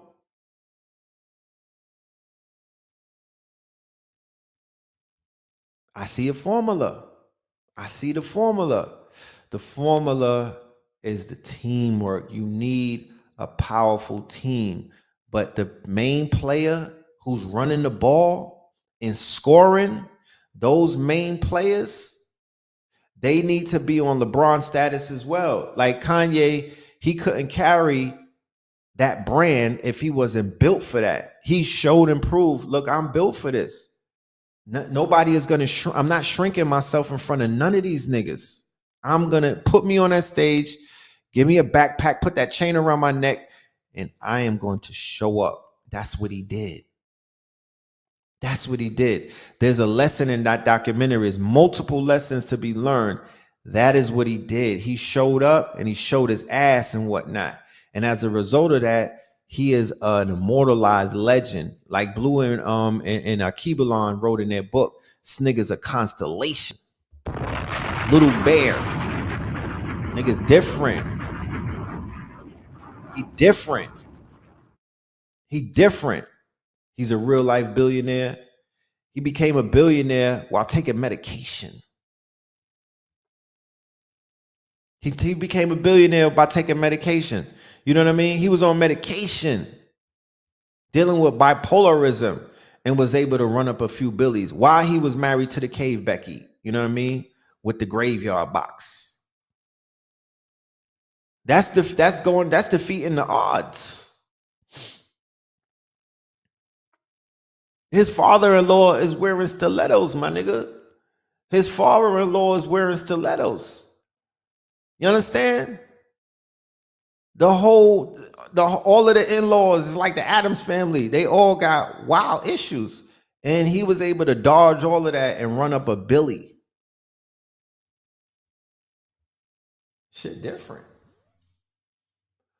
The loss of his mother, understandably, drove this man into a place where empathy and compassion, you know, is needed. It's needed. You feel me? It's needed. You know? I can imagine. And you saw it in living color, even through the relationship between Kude and him. He treated my dude like the worst. That shit bothered me. Because I've been around people that acted like that.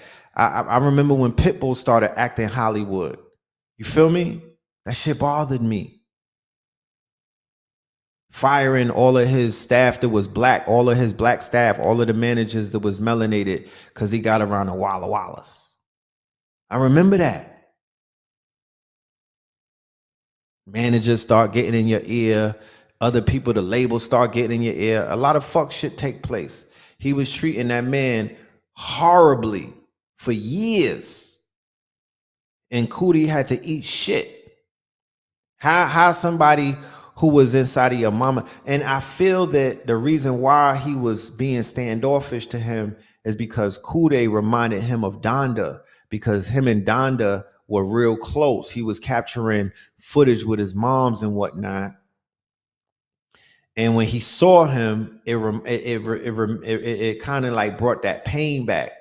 Maybe even with a lot of his day ones from Chicago, just being around them reminded him too much of Donda. So he put himself around these strangers and he put himself around people who did not remind him of Chicago, where he could basically create this new persona and his new life.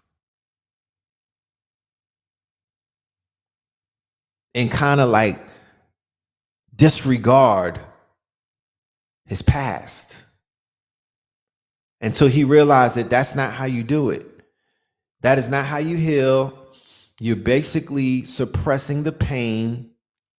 You feel me? And that's not the way to do it, Kanye. You know what I mean? That's not the way to do it, because you, at the end of the day, you're still hurting people because you're hurting.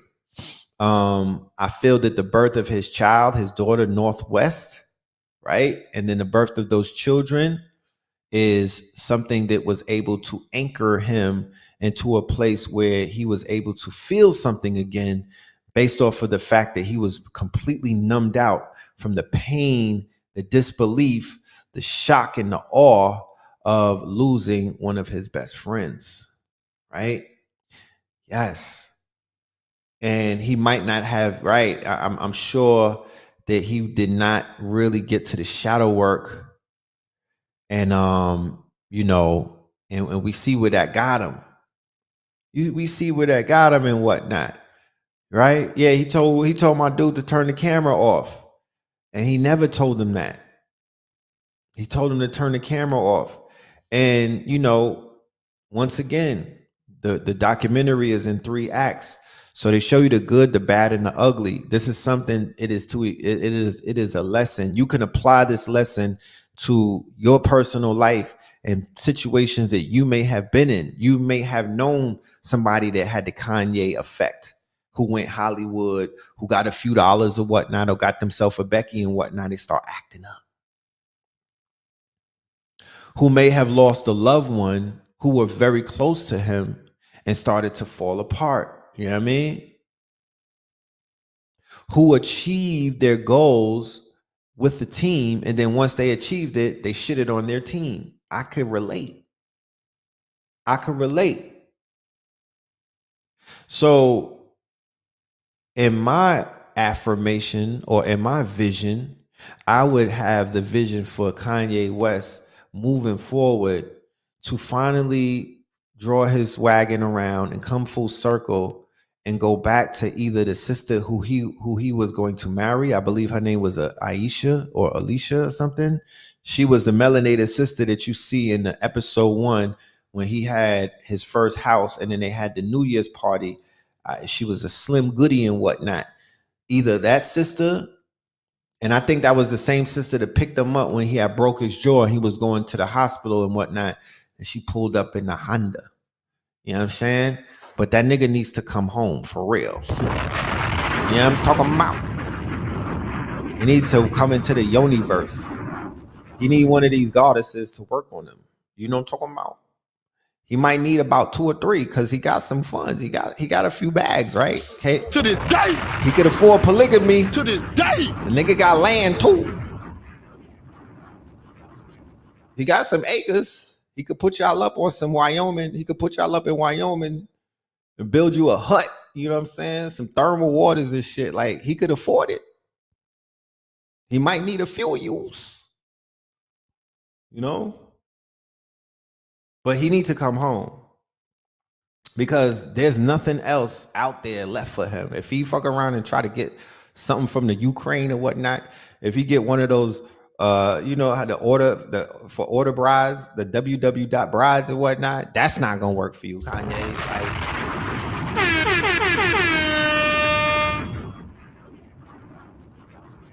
he need a queen with 2 elbows.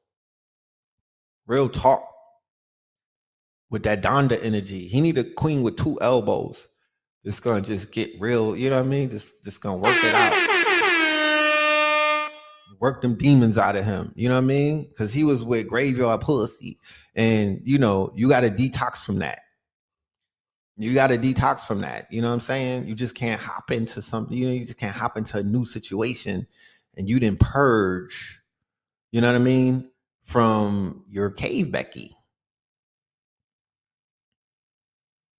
I don't know how that's possible. You know? I don't know how that's possible.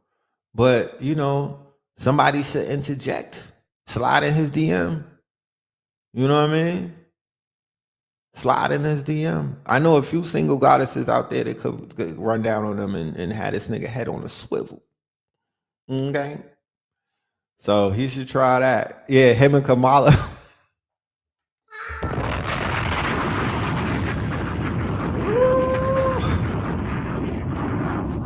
Said go to the Usha village after that. Facts. Little bear needs a mama bear. Kim didn't even want to give birth to the last 2 kids. Yeah, he was putting them in surrogates, right? Oh, with their rotted. You know what I'm saying? They do that in the hood. But, overall, the documentary, it ended with, with who you have right now, Don the 2. He's in a dark place because he's hurt. So that Jesus shit went out the window. If you heard Don the 2, I was at the I was in Atlanta when they had the premiere at the IMAX theater. It wasn't no, I didn't hear near song. I ain't hear near gospel song. I ain't hear, yeah. He needs a dark-skinned goddess, primordial twat healing. Primordial. He need the primordial wop. You know what I mean? Come back home, full circle. Because that's what he started out with. Full circle. So I applaud that. You know what I mean? Let me go and inbox Meg Thee Stallion and see if she's single and whatnot. We could try to make that hook up. He needs something. I know Rihanna's taken, but he needs something. Who? What celebrity? Because he's not gonna fuck with no regular chick right now. What celebrity do you think? What melanated goddess do you think could rock with Kanye and bring him back to into his right senses? You let me know. Who you think? Summer Walker? Who you think could bring Ye back? You talk to me. I know Megan Good is freshly single. Hold on. Nigga said Regina. Lisa Ray, SZA, she a Scorpio. You better watch out. SZA had that nigga speaking in tongues. Erykah Badu, that's that primordial right there. You know what I mean? I don't know because I think the homie, you know what I mean? Because with Common, you know how that works with the homies and whatnot. You can't follow up after what that was his wifey. That was Common's wifey. Jasmine Sullivan, I like that for him. Nigga said Eve. Do you know what Eve is out here doing? Chill, son. I'm not even gonna get on that. Ari Lennox, that part, I like Ari. I think Lizzo would take him for a ride or two. You know what I'm saying? I think Lizzo would do it. Yeah, Lizzo. Hold on, Lizzo. To this day. To this day. Megan can match his energy. Lies. Lala's single right now. Hold on. La Leezy. My goodness. La Leezy. I mean, it's not a bad match right there. It's not a bad match. I would tell a nigga, if I was in this team, I would be like, yo, you should go and inbox Cash Doll. She kind of lit. You know what I'm saying? You could write for her. She could be your muse. Ashanti is out here looking like a whole snack. Hey, auntie. Dark skin, Aunt Viv. Lauryn Hill. Lauryn Hill might stab the man up, man, in him sleep. Lauryn Hill might push man off a mountain. You know what I'm saying? I don't know about that. Lisa Bonet. Yeah.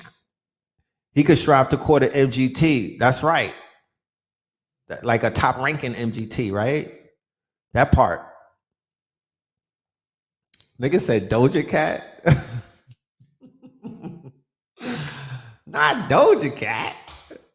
Rosario Dawson. She's newly freed from Cory Booker. But you gotta give Kim Kardashian a headache. So they say, you know what I mean? I'm ladies, y'all know what it is. If the next chick that he stepped with, she gotta be able to give you a headache. You know what I'm saying? You gotta marry up. So let's be for real. Let's keep it up Buckington. You know what I'm saying? Let's keep it 100. Who could he step with? Because the last chick that he tried to do it with, Julia Fox, he just made shit worse for himself. He had Kim and Skeet laughing at him because that wasn't it. No, that wasn't it. No, not at all. No, nigga, that wasn't it. Cause she's marrying down. She went with Skeet, Rob, Skeet, whatever the fuck this nigga named Pete Davidson. She clearly doesn't give a fuck about leveling up. So you know what I mean. But that still got him going crazy. So my thing is this: like, you want to keep her up at night. You want to give her a headache and whatnot. Who you gonna step with? Mary J. Chill, son. Chill. Naomi Campbell. Chill, son. Y'all giving out more chicks with less mileage than fucking Kim Kardashian. How about that? Let's cut the bullshit. This nigga said Azalea Banks. I'm logging out, man. I'm out of here. Sock it to my pocket. I'm finna go take me a shower, man. Y'all bugging right now. This is Michelle Obama. Angela Simmons. Now you on to something. That's a Angela Simmons. Nigga, now you on to something. She got daddy's money. Once Reverend Run goes and he leaves everything to her, she have a few M's and whatnot. Angela Simmons. I be seeing her on the Grammington. You feel me? She's trying to get a Grammy on the Instagram. I be seeing her in her bathing suits. You feel me? Halle Berry, like I said, she got to have less mileage than Kim. How about that? Cleo Soul, how she look? Because she sound great. She sound great. Solange, nigga, that's what I'm... To this day. That's it right there. She recently left her bae. You know what I'm saying? That's it right there. Solange. Nothing else to talk about. Big Brother Jay. Invite me to the Rock Nation brunch. I'm gonna wear some Wall and put me in the smoker section with Solange. I promise you she won't do that shit in the elevator no more when I'm finished with her. Look out for your little bro. I won't be part of the family. That's it right there. Y'all hit it on the head. She's the one. She's the one. Low key. You know what I'm saying? Let's do the ritual. She's the one. Okay? Burn the black candles and whatnot. Play cranes and shit like that. She's the one. That's her. You know what I'm saying? She's her. She's Hemington. That's the one right there. It's a match. Okay? It's a match. I think she's on, yeah, because she'll help level him up. She'll clean him up. She know how to clean him. She'll shea butter this nigga down. She'll smudge him. You know what I'm talking about? She'll put this nigga on a sea moss fast. She'll help him invest some of them bees and whatnot. She'll have this nigga smiling ear to ear.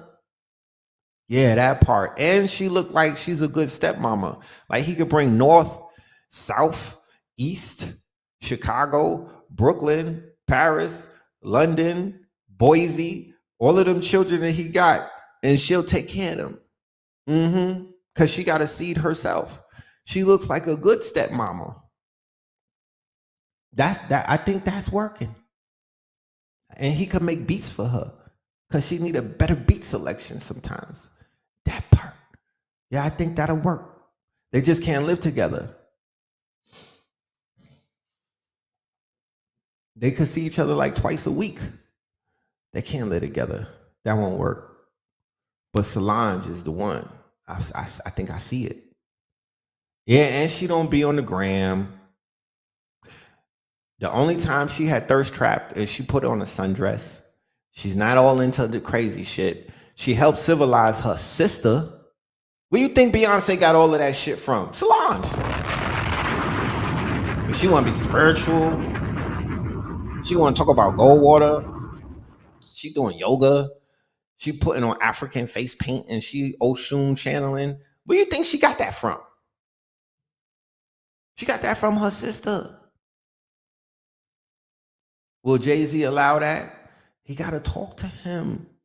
This is what that, if I'm running around calling you big brother all my life, nigga, we got to talk, bro. Look out for me. I need this. I think Jay was like, remember Solange flipped on him. So he already got, he He's like, I'm gonna pay her back one day. This is the payback. This is the payback. Set her up with crazy ass Kanye. Real talk. Cause you know she gonna get that work. Yeah, somebody say they see a lot of senior citizens being requested. You niggas is throwing golden age names. Oh, hook them up with Angela Bassett. No, nigga. We're not doing that. We're not doing that. You niggas is wildin'. Yeah, I think Viola Davis, she'd be a good match for him. Man, what are you doing? What are we doing? Mary J is hot as hell. She's hot.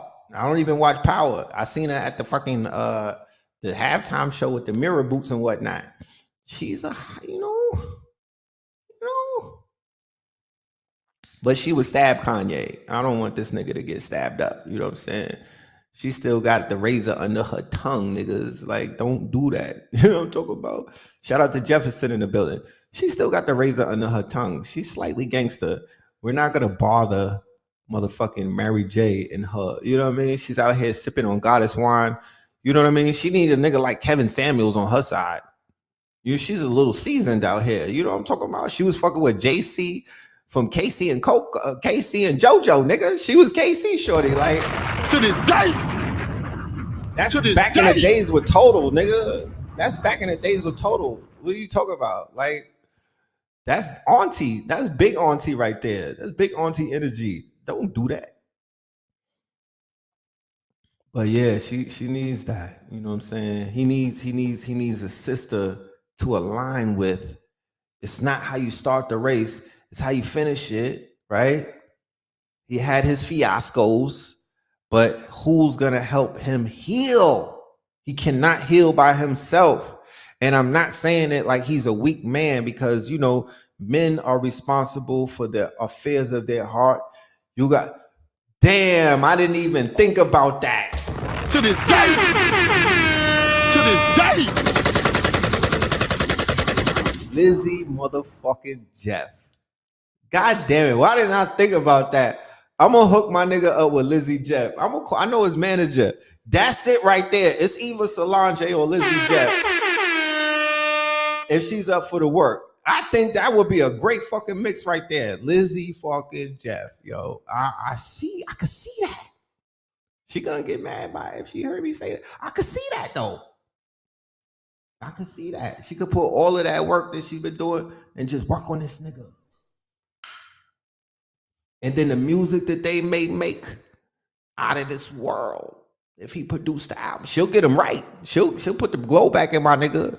You just have him look like a glowworm. She'll give him the glow back. You know what I'm talking about? She will exfoliate this nigga's skin and help him lose some of them extra pounds. He was we was watching it, me and my whiz. This nigga was eating red meat. She was like, oh my goodness, that's so gross. I'm like, relax, this nigga's a meat eater. He's living in Wyoming on a fucking farm. He's probably eating some shit that he just killed. She'll put his ass on some impossible motherfucking impossible steaks. You know what I mean? Yeah, she'll clean him up. Somebody said that Lizzie deserves peace. Yeah, that's her community service. You know what I'm saying? That's her community service. We all got community. Look, I told somebody this the other day. Niggas be like, yo, Red, this and this and that. They be trying to evaluate my career and they try to measure where I'm at. I'm like, look, nigga, y'all don't understand. I'm still serving community service. Like, everything that I'm doing in this community or in this network or on these platforms, this is community service. I don't get paid for this shit. This is helping to balance my karma. I can't argue with you. This is community service, nigga. Y'all don't know what I was outside doing when I was young. All of this shit is community. I'm just trying to lighten up the motherfucking load before I check out, nigga, because I'm not trying to go where they be sending niggas who be doing crazy shit outside. So that's what that is. Lupita, I don't like Lupita. I seen Lupita in Brooklyn. She was high. When I say Hollywood, I'm talking about she was highfalutin Hollywood. She ain't even need to do all of that. We was trying to interview her. She was at, how you gonna come to the Dance Africa? Dance Africa. It's a whole festival in Brooklyn where we all out there on some African shit. You know what I mean? We vending everybody. It's a whole festival. She walking through there like, you know what I mean? She don't want to take pictures. She don't want to stop. She just want to act. I'm like, not feeling you, sis. I'm not feeling that. Nah, but that's a, I'm gonna call Lizzie after this and share what I'm sharing with y'all. But that's a fit right there. That's a fit. They could just be on some tantric shit. You know what I'm saying? But my whole thing is this. And it's not even on some old somebody that he could marry or he could get with. He needs to come around and come back home and bump into a force that will remind him, right? Because he still has that in him. It's still in his memory. It's a fresh memory because he had to watch his documentary too. He remembers the power of the Black Mama. He remember Big Mama energy. Stop playing. Stop playing.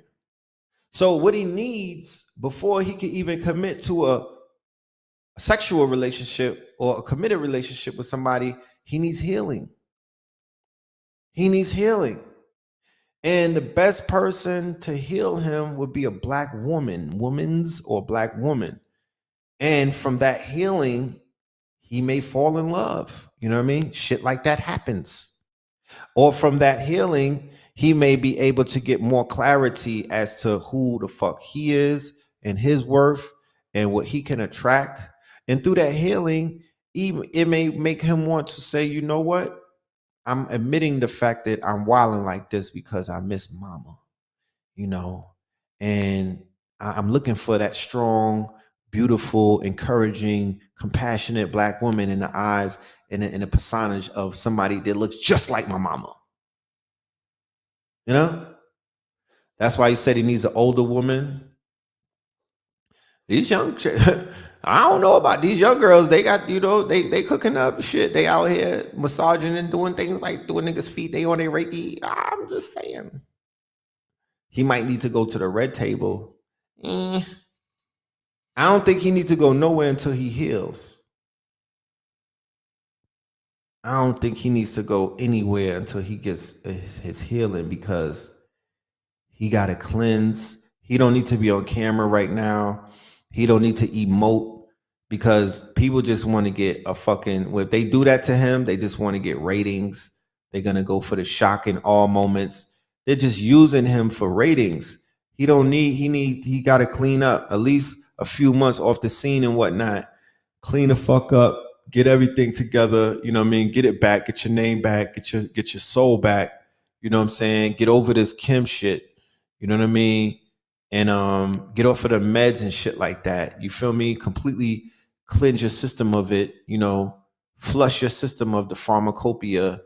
Yeah, you be good, my nigga. You be good. You know what I mean? You be good. So I'm not gonna go too far. We're like 2 hours and changing and shit like that. Like I said, I got a studio session tonight. I gotta go and get myself together. You know what I mean? And inshallah, we'll be returning on Third Eye Thursdays. But we may do something before that. You know what I mean? Go and sign up to the clubhouse called Netaverse, NETERVERSE. We got some shows coming up on that. We did a powerful show last Thursday called The Birth of the Netaverse. We did it right after. My brother was actually on it while I was on this show on Third Eye Thursdays, and then I hopped over there. But that was a powerful episode. That was our beginning, our initial, our Genesis episode. So we're gonna keep cooking and introducing y'all to the geniuses, right? The name of the documentary of Kanye is Genius. Well, I'm here to let you know that we have geniuses amongst us, right? And individually, they have their superpowers activated. They do different things, but it's not hard and it's not difficult and it's not far-fetched to see the genius in them.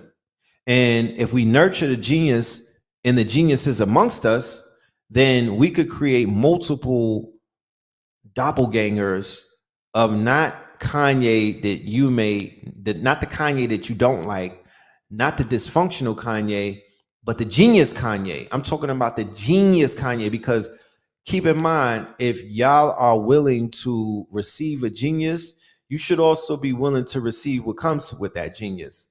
That's a little bit of craziness. That's niggas is drawing outside the line. That's individuals who may be a little eccentric. You feel me? And some people who identify as genius, they have they got shit with them. But I'd rather deal with a genius that got some shit with them than to deal with a fucking retard or a goddamn knuckle dragger who got shit with them but don't got nothing to offer but some negative vibes. Right? So I'm saying all of that to say that I was divinely inspired by the documentary. I'm not going to live vicariously through that man alone, because once again, like I said, in that documentary, there were multiple geniuses. Kude and Chike is a genius. Jay Ivy is a genius. Rhymefest is a genius. There are multiple geniuses amongst us. In our network, we have geniuses. You feel me? Akibulan 44, genius. Blue Pillar, genius. KT the Arch Degree, genius. AA Rashid, genius. And I could go on for days. My good brother that did the human design, genius. Mujin, genius. Lizzie Jeff, genius. I could go on for days. I could keep saying these names. Cyrock, genius. Cambada, genius. Brother Rich, genius. Okay? We got geniuses amongst us. If we nurture our genius and a genius amongst us, if we mine our mind, what the fuck can we create? Think about it. To this day. The wealth is in the people. To this day. The wealth is in the people. The wealth is in the individual. What the fuck you could bring to the table in the forms of intellectual property. Music, art, creations like fashion, design, being a fucking author, writing a book. That's you mining your mind. And you throw that shit out. You throw it up. Ugh. You said, what documentary? Genius. It's on Netflix. Yeah, the whole paradigm shifters, every single one of them, genius. Every single one of the paradigm shifters, Keys, RZA, Ben X, Ajna, Pop Darby, Derek Grace, all of them, genius. You know what I'm talking about? And if I didn't mention your name, I'm not being facetious, my nigga. You a fucking genius. You don't need me to say your name, nigga. You don't need me to say your name. You know who you are. Be comfortable and be confident in your genius. And put it on display. And if nobody believes in you, believe in yourself. That's what that man showed you. If nobody is able to see it at the moment, still keep pushing that P, my nigga. Because it doesn't matter what they see. It only matters what you see. What the Donda says, the giant doesn't see itself in the mirror. What does that mean? That means that sometimes when you look in the mirror, you don't see what everybody sees. And that's okay. You got to step back though. Is there a playback on Clubhouse? Yes. I'm going to put the name of the Clubhouse. It's called Netaverse. Yeah, there's a playback. You got to step back and not just see the genius, but you got to actualize the genius. Ampu, Haas, Dehudi, Sekhmet, all of them, genius. They're part of our Discord. That's the fam right there. That's the team. These are all geniuses. If you were to ever be in one of those private rooms on Discord and you hear how they lay shit down, you will see the genius in each one of them. I'm surrounded by geniuses. And by being surrounded by geniuses, it helps improve my genius. Because I would like to think that I'm a genius. So the idea of pushing a new, the metaverse where gods meet, and the idea is for us to know thyself, man, know thyself. This is something that you will enter into as an individual, and you will go on a hero's or a hero journey to figure out who the fuck you are. Nobody else. Nobody else. You're on a journey to figure out who you are, more about yourself, your human design, your chart, a bunch of things. That's what that will be about. You'll be educated by some of the educators. You'll be able to play to earn. There's a lot of shit that's going to take place in this world. So we're just going to keep pushing, man, and nothing is going to stop us. We're going to keep pushing, and we're going to push aggressively, and we're going to push so much. You know what I mean? Yeah, y'all don't have to tell me that. I already know. But I appreciate y'all for saying it. Red, you're a genius. You know what I mean? I'm affirming that. Red pill, blue pill, mama pill, KT, all of us.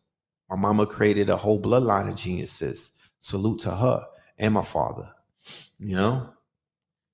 But, and my children, you know what I mean? And y'all should feel the same way about you and yours at the end of the day. And be aggressive with this shit. Push that motherfucking line. Push the line. The same way that Ye was pushing the line. Believe in yourself. You know what I mean? See the greatness in you and affirm it, and then carry yourself like that as in your walk and in your talk. You know what I mean? Don't turn off like how the internet don't turn off. Be on 24/7. Be on your shit 24/7. No days off. Be in your greatness all day, every day. That part. You know what I mean? So with that being said, I'm gonna just leave it on that note. You know, go and get that class. You feel me? Go and get that class. The website is KTL University for the tickets. Go and sign up to that workshop. I promise you that shit is going to be worth every single penny that you spend. Go and hit that Cash App. PHILMORELAND. Shout out to everybody that already hit the Cash App. As you can see, I was cooking, so I couldn't really give y'all that shout out. You know what I mean? In the middle of the cookout and whatnot. But I will click the like on each one of y'all's. I will hit the thumbs up and, you know, give y'all love. I appreciate y'all. Until next time, hopefully Thursday, we will meet up again. Turn on your notifications so you could be get hit up. You know what I'm talking about? And with that being said,